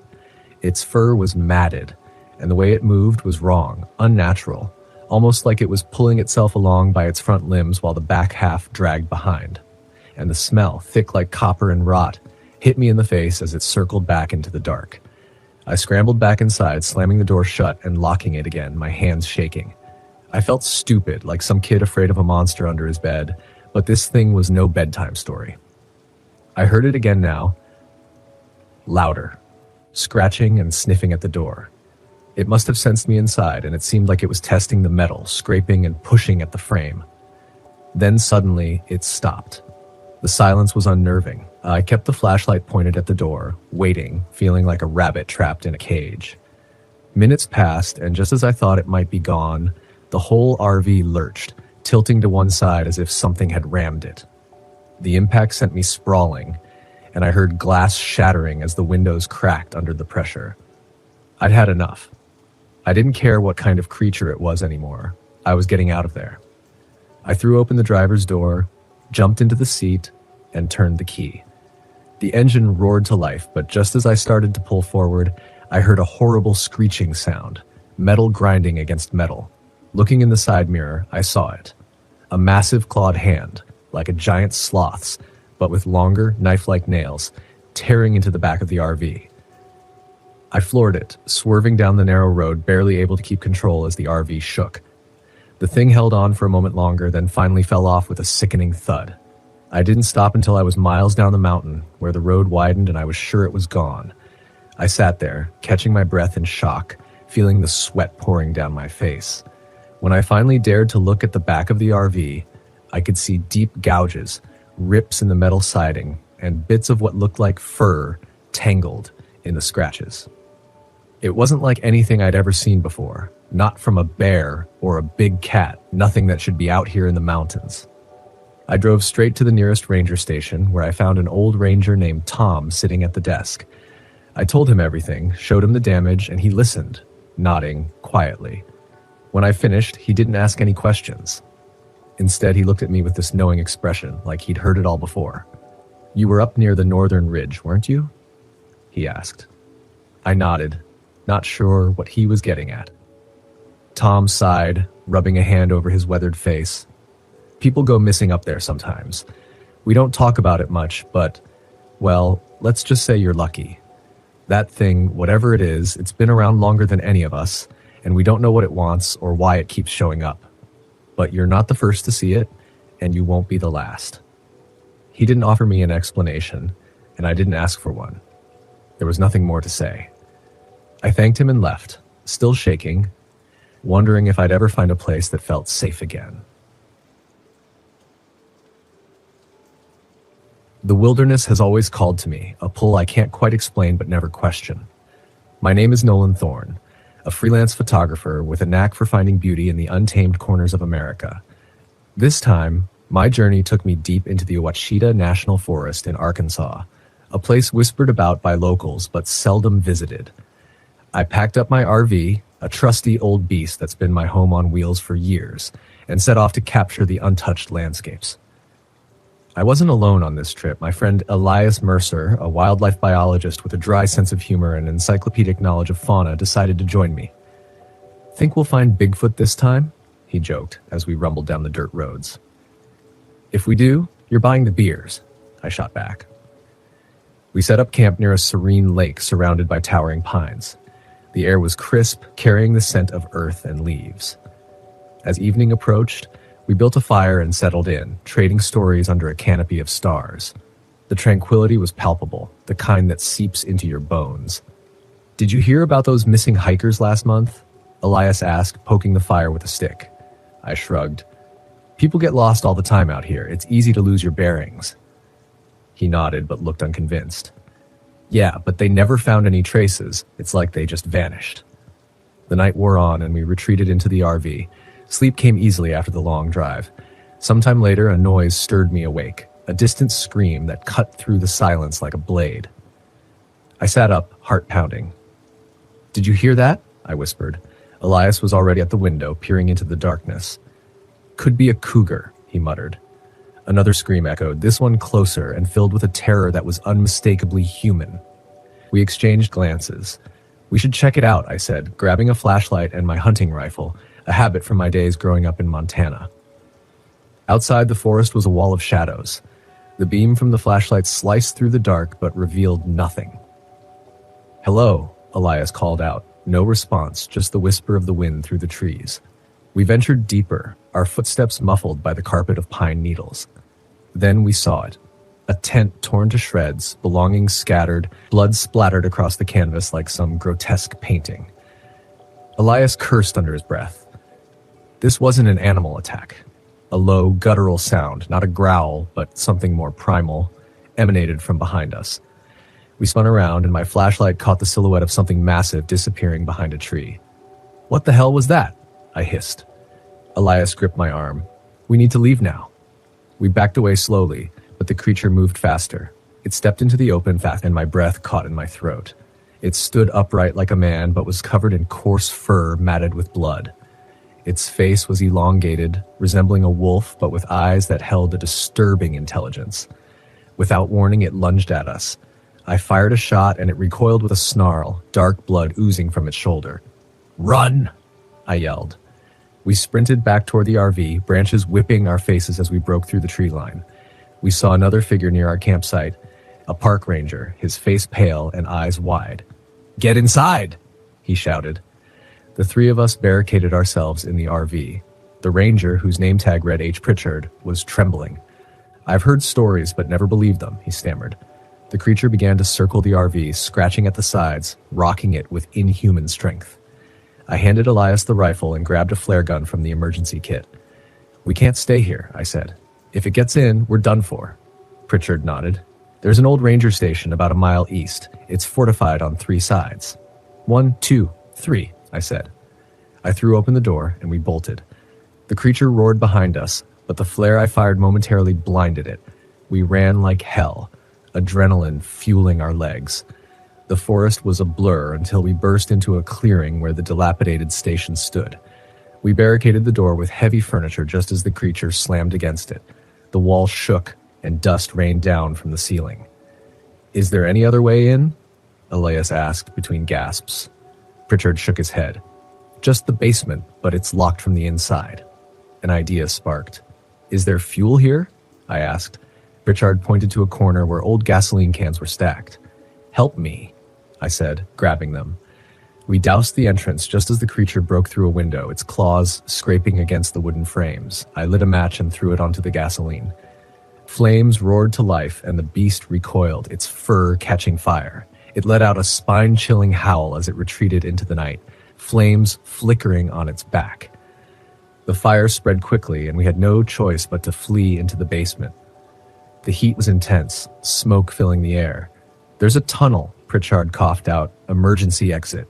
We scrambled through the narrow passageway, emerging a safe distance from the burning station. Sirens wailed in the distance. Someone must have seen the flames. The authorities arrived and we led them back to the campsite. They found the ravaged tent, the blood stains, and deep claw marks on the RV and trees.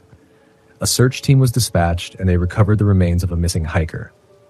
In the aftermath, reports were filed and investigations launched. Elias and I recounted our experience, every detail etched into our minds. The evidence left behind corroborated our story. Weeks later, headlines spoke of a rogue bear being responsible, but those of us who were there knew better. The creature was real, a nightmare that walked on 2 legs. Life returned to a semblance of normalcy. Elias went back to his research, and I continued my travels, camera in hand. My name is Carter Munson, and what I'm about to share with you, well, it's not something I expect anyone to believe. If I hadn't lived through it myself, I would dismiss it as a nightmare or a drunken tale, something you'd hear around a campfire. But sometimes, even now, I wake up drenched in sweat, the fear still clawing at my chest, and that's how I know it was real. It happened in October of 1984, deep in the swampy hell of Louisiana, near a place the locals called Dairy Bend. Back then, I was living off the grid in a shack I'd patched up with a couple of friends the summer before. The isolation was like a balm to my soul. No one around for miles, nothing but the wild. I lived off the land, hunted whatever moved, always ready with my rifle and a few well-sharpened knives. It was simple, brutal, but it felt safe. The swamp was my kingdom, a place I knew like the back of my hand. But one night, that all changed. It was just past midnight. The swamp was alive with the chorus of crickets, bullfrogs, and something darker, something I couldn't name. But then there was a new smell, a sickly metallic scent that made my stomach churn. It was coppery, like old blood mixed with damp moss, hanging thick in the air. I tried to dismiss it, but the smell only grew stronger, suffocating, clawing at my throat. I stepped out onto the porch, squinting into the night, trying to make sense of it. The fog rolled in, thick and slow, like it had come from the very bowels of the earth. It clung to the water's surface, crawling across the swamp in ghostly waves. It wasn't right. It was far too early for this kind of mist. It was the wrong season for it. And then I saw it. A shape, a dark silhouette moving through the fog, cutting through it like a ghostly vessel. My pulse quickened, a cold shiver racing up my spine. There was no one out here. No one who should be. If something or someone was out there, they didn't belong. The shape moved closer, and that's when I saw it clearly. It was tall, too tall. Its shoulders hunched, its arms long and twisted, dragging the ground as if they weren't meant to move that way. It wasn't walking, it was lurching, jerking in unnatural, horrifying ways. A man? An animal? I couldn't tell. But it was coming straight for me, and every instinct screamed that I was in the presence of something other, something that shouldn't exist. I ducked inside, grabbed my rifle, and pressed myself against the window, watching as the thing stopped just 50 feet from the porch. It stood there, motionless, head cocked at a sickening angle, as though listening, waiting.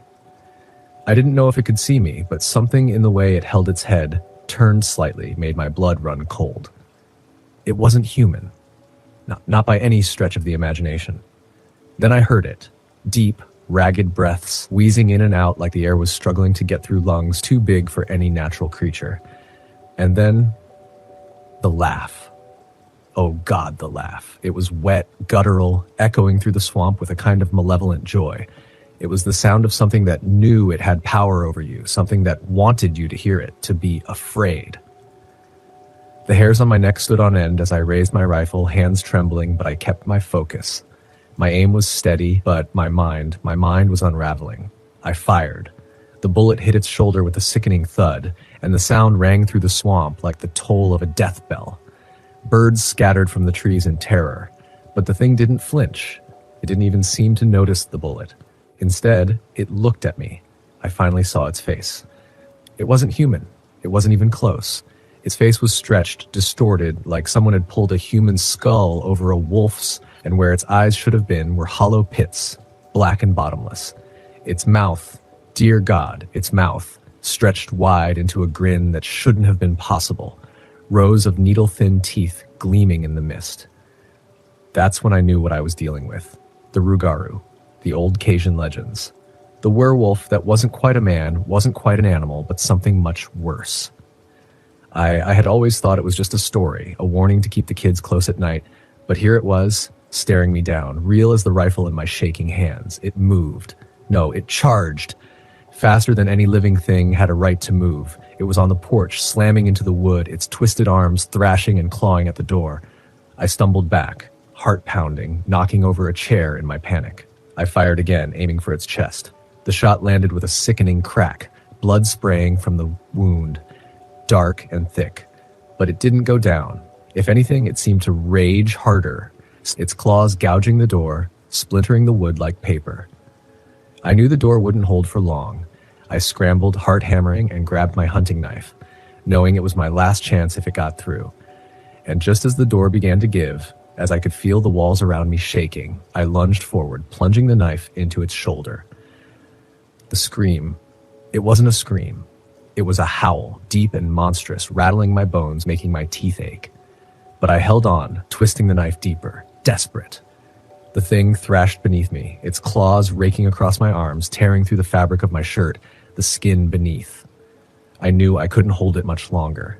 But then, in one final frenzied move, I reached for the fireplace poker, swinging it with every ounce of strength I had left. It connected with a sickening crack. The Rougarou reeled back, disoriented, and in that precious moment of weakness, I grabbed my rifle again. I aimed for its empty eyes and fired. The bullet tore through its skull with a sickening pop, and for the first time, the thing didn't move.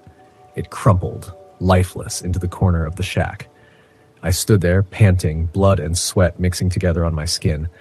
I didn't know if I was alive or dead. I didn't know if the world around me was real. But I knew this. I had survived. The Rugaru was gone. But the image of its twisted grin, that face, is burned into my mind, and every so often, when the fog rolls in thick across the swamp, I still hear that laugh, and I wonder, what if it wasn't the last time?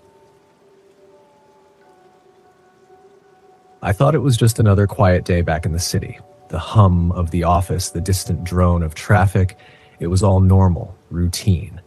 But now here I stand in the cold, suffocating grip of the forest, struggling to piece together how everything spiraled into horror. My name is Ira Wasaki, a Shawnee man from Salt Lake City. I've lived my life in the confines of a desk job I despise. Growing up, my summers were spent with my extended family at the Wind River Reservation in Wyoming, but life moved fast. It had been years since I visited. That all changed last week when my cousin Aeon sent me an invitation to join him and a few others at a secluded campsite deep within Shawnee National Forest. I took some time off, threw my gear in my truck, and drove there, hoping that reconnecting with my roots might ease the growing numbness in me. The forest was magnificent, tall, dense pines, crisp mountain air, and the soothing rush of the Papo Agie River winding through the trees. But something felt off from the moment I arrived.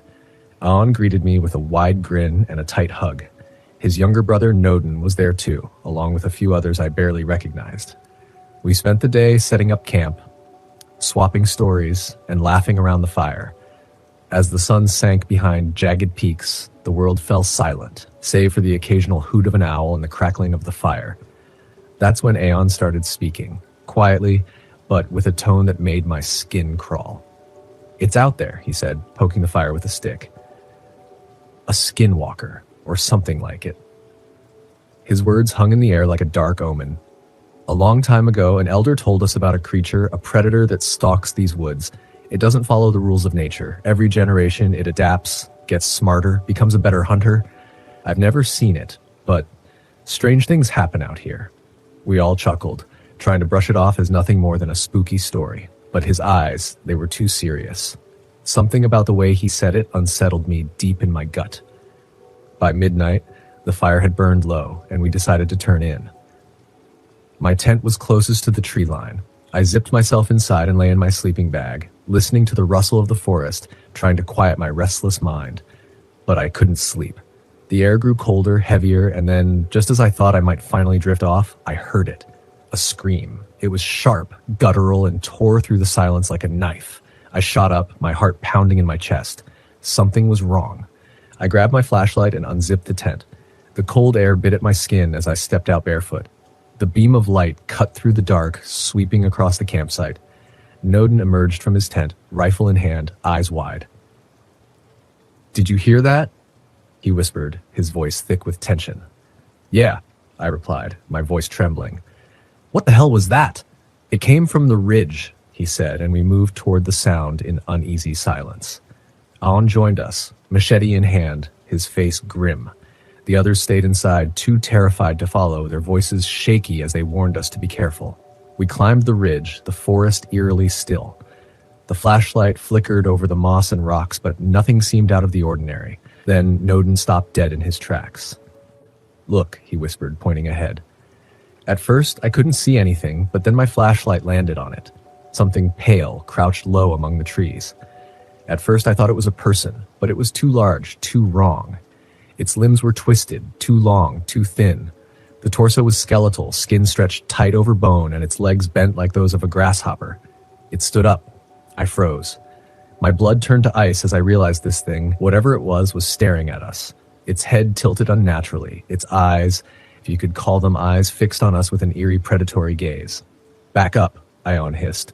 We stepped backward slowly, but the creature moved. It glided toward us, its limbs jerking in unnatural angles, too fast for something that size. Noden's gunshot split the night. The bullet tore through its chest, but it didn't fall. It didn't even flinch. Instead, it screamed. It was a high-pitched mechanical shriek, like something tearing through metal, and it vibrated in my skull, rattling my bones. Then it lunged. Everything happened in an instant. Noden fired again, but the thing was already on him. Its claws slashed across his chest, and he screamed, falling to the ground in a heap. Blood sprayed into the air, painting the forest in crimson. Aon rushed in, swinging his machete with desperate force. He struck the creature's arm, and black, viscous liquid poured from the wound. I grabbed a nearby branch, swung it with everything I had, and connected with the thing's back. It turned, and for the first time I saw its face. It was a grotesque, twisted mockery of a human. The skin was smooth and featureless, save for a wide, lipless mouth filled with jagged teeth that seemed to stretch far too wide. I ran. Aon screamed, but I couldn't stop. I turned just in time to see the creature pinning him to the ground. The machete was buried in its side, but it didn't care. It didn't even seem to notice the pain. Adrenaline surged through me. I grabbed a large rock, lifted it with trembling hands, and slammed it into the back of the creature's skull. It staggered, releasing Aon. I didn't stop. I kept swinging the rock, landing blow after blow until the thing collapsed. Aon was coughing, blood pouring from a gash on his side, but he dragged himself away. Noden wasn't moving. We sat there, breathing hard, in stunned silence. The forest had come alive again. Crickets chirped, leaves rustled in the wind. But the creature's body, its twisted, broken form, lay crumpled on the ground, black blood pooling beneath it. "What the hell is that thing?" I whispered, barely able to form the words. Aon didn't answer. He just stared at the body, his face pale, his eyes wide with horror. We carried Noden back to camp, but it was too late. His chest was torn open, his eyes vacant, staring into an eternity of nothing. By dawn, we packed up in silence. No one spoke. We left the creature where it fell, its body still oozing dark, unnatural blood. As I drove away, the weight of the night settled over me like a suffocating blanket. That thing, whatever it wasn't just some campfire tale. It was real, and it was out there. Still. My name is Caleb Renfield, and this happened to me on June 18th, 1986, in a part of the Shan National Forest that doesn't see many folks. Back then, I was 32, stationed at the Granite Basin Trailhead, responsible for the far-flung campsites scattered over a stretch of rough wilderness, where every tree seemed to lean a little close, and every shadow hung a bit too thick. I'd been doing this for almost a decade, so I was used to the quiet, the stillness that came after dark, and the strange sounds that drifted out of the woods.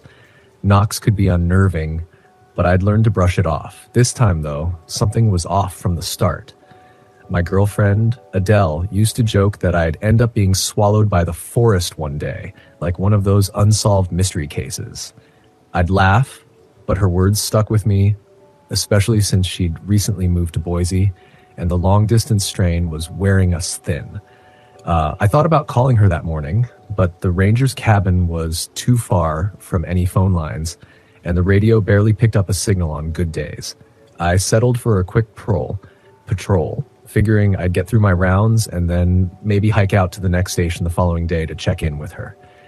It started as a normal day, checking fire rings, logging wildlife sightings, cleaning up after campers who had no business out there in the first place. By mid-afternoon, though, a prickling unease began to set in. I spotted a peculiar track near one of the campsites. It wasn't like any animal print I'd seen in those woods. The shape looked human at first glance, but the toes were far too long, each ending in what looked like claws that dug deep into the soil. I crouched down, running my fingers along the print's edge, feeling a damp chill. The air seemed to hold a strange, musky scent, something earthy and rotten that lingered in the stillness. I radioed the main station, hoping for some advice, but the static crackled back, useless. I knew better than to let strange tracks bother me, so I brushed it off, telling myself it was nothing more than a bear track distorted by the rain the previous night. That's what I kept telling myself as I went on with my patrol. But that gnawing feeling of being watched never left. As dusk settled, the forest fell silent, more silent than usual. No rustling leaves, no calls of distant owls, just thick, oppressive quiet. I decided to head back toward the cabin earlier than usual.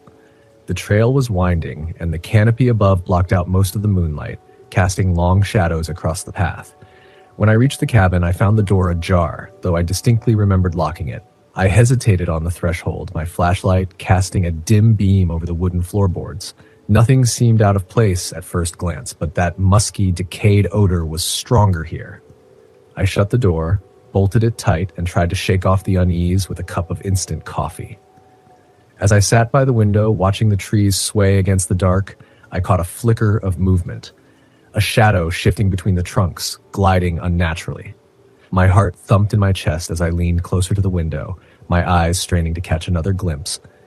The shadow moved again, closer this time, and I could make out a gaunt, twisted figure lurking just beyond the tree line. It wasn't human, but it walked upright, its limbs too long and crooked, its shoulders hunched in an unnatural arch.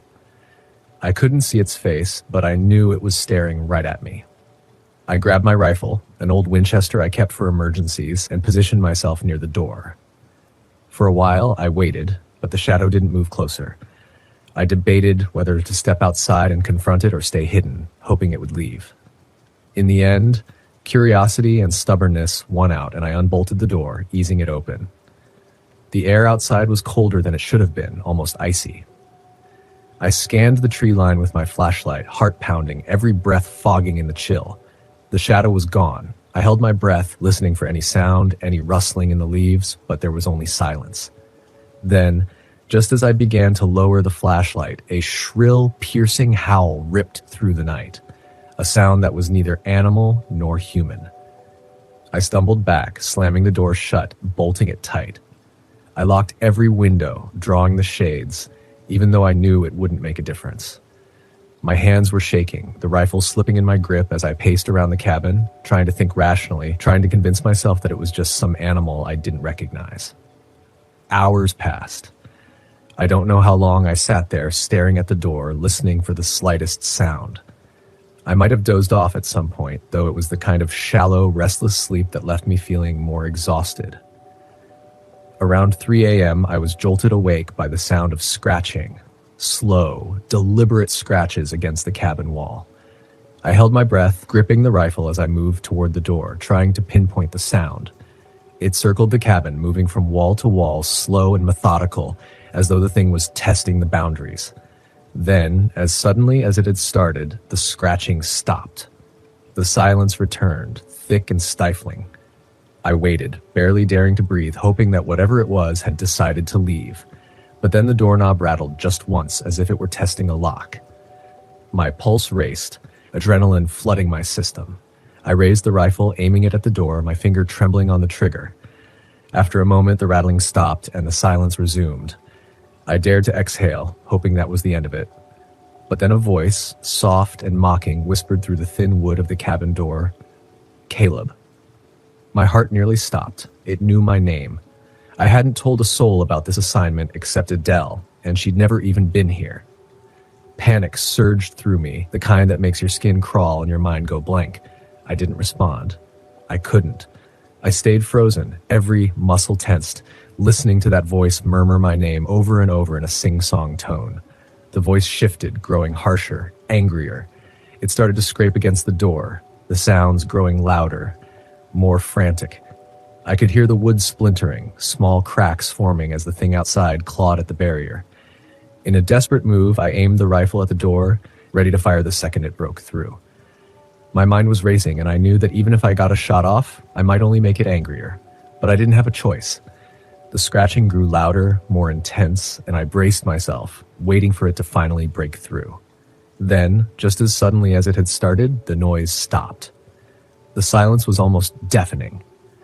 My heart hammered in my chest as I strained to hear any sound, any hint that it was still there. Minutes passed, then an hour. The sky began to lighten, a faint dawn creeping over the horizon. I waited until the sun was fully up, my hands still clenched around the rifle before I dared to open the door. The ground outside was disturbed, deep claw marks raked across the soil, leading off into the trees.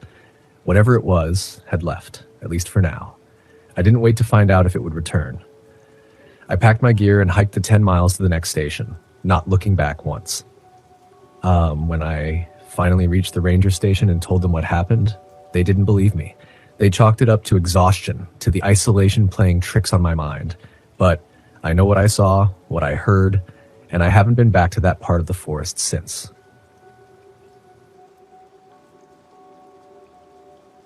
I never imagined a simple weekend getaway would turn into a nightmare I'd never be able to shake.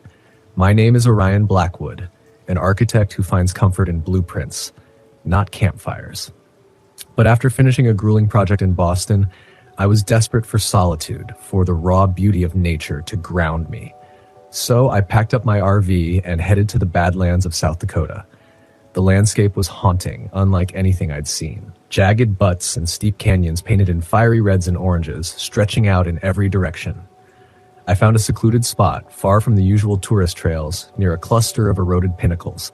The silence was profound, almost suffocating. The only sound was the wind, whispering its secrets.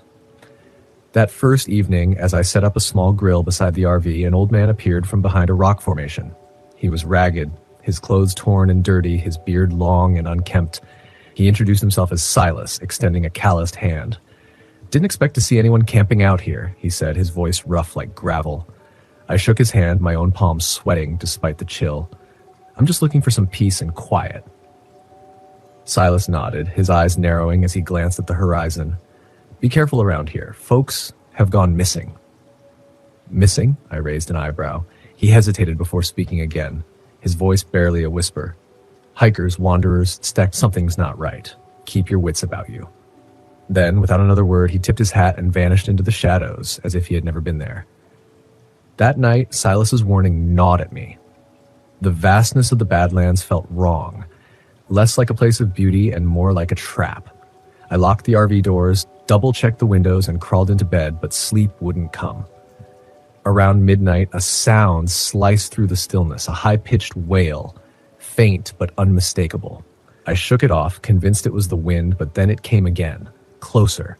With my heart racing, I grabbed my flashlight and stepped outside. The night was clear, the stars scattered across the sky like diamonds, but the air was thick, cold, and the sound, now a sharp, eerie shriek, pierced the silence again. It was coming from a ravine nearby. Against every instinct, I decided to investigate. I crept through the darkness, the beam of my flashlight trembling in my hand. As I neared the ravine, I saw them, tracks, large and unnatural, embedded in the earth. The toes were elongated, ending in sharp, menacing claws. I took a step back, my breath catching, when a rustling noise from behind made me spin around. Nothing. I laughed nervously, trying to steady my pulse. "Get a grip, Orion," I muttered. I turned to leave, but then something caught my eye. A faint glow in the distance. It wasn't the warm light of a campfire. It was cold, almost sickly. My curiosity won out, and I walked toward it. What I found was a nightmare made real. A campsite, if you could call it that, was scattered across the ground. Tents shredded, equipment strewn everywhere, torn clothing, a bloody handprint on a rock. The air reeked of fear and violence. I froze. My pulse thundered in my ears as I realized this place wasn't abandoned. It had been abandoned in terror. I was about to turn and run when I heard it. Heavy, guttural breathing. It was wrong. Not human, not animal, but something in between.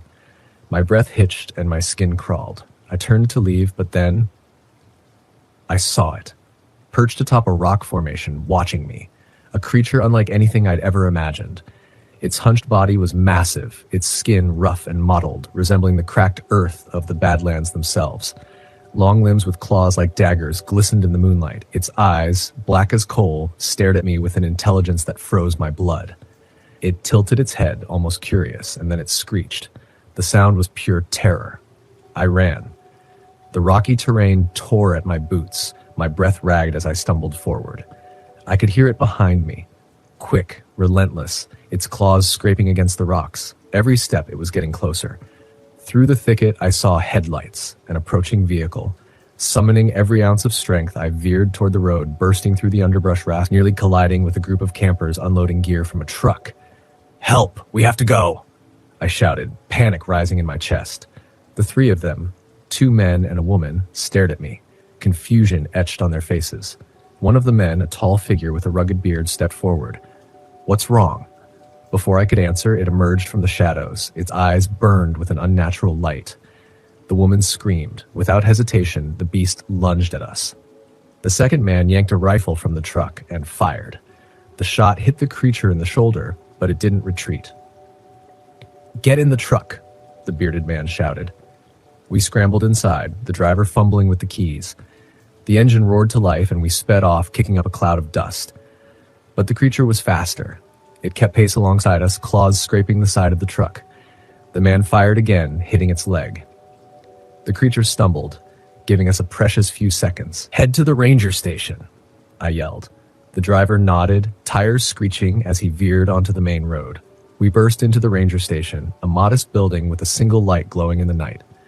The door slammed open, and a woman in her 40s, Marlene, stood behind the desk, eyes wide. "What's going on?" Before we could answer, the creature crashed through the window. Glass exploded around us. Marlene didn't hesitate. She grabbed a shotgun from behind the desk and fired, hitting the beast square in the chest. It howled, a deafening guttural cry that rattled the very air. But it didn't stop. It kept coming. We opened fire, all of us shooting until our guns ran dry. The creature staggered, blood spilling from multiple wounds, but it kept advancing. Finally, it collapsed, a monstrous heap of blood and broken bones. We stood in stunned silence, breathing heavily.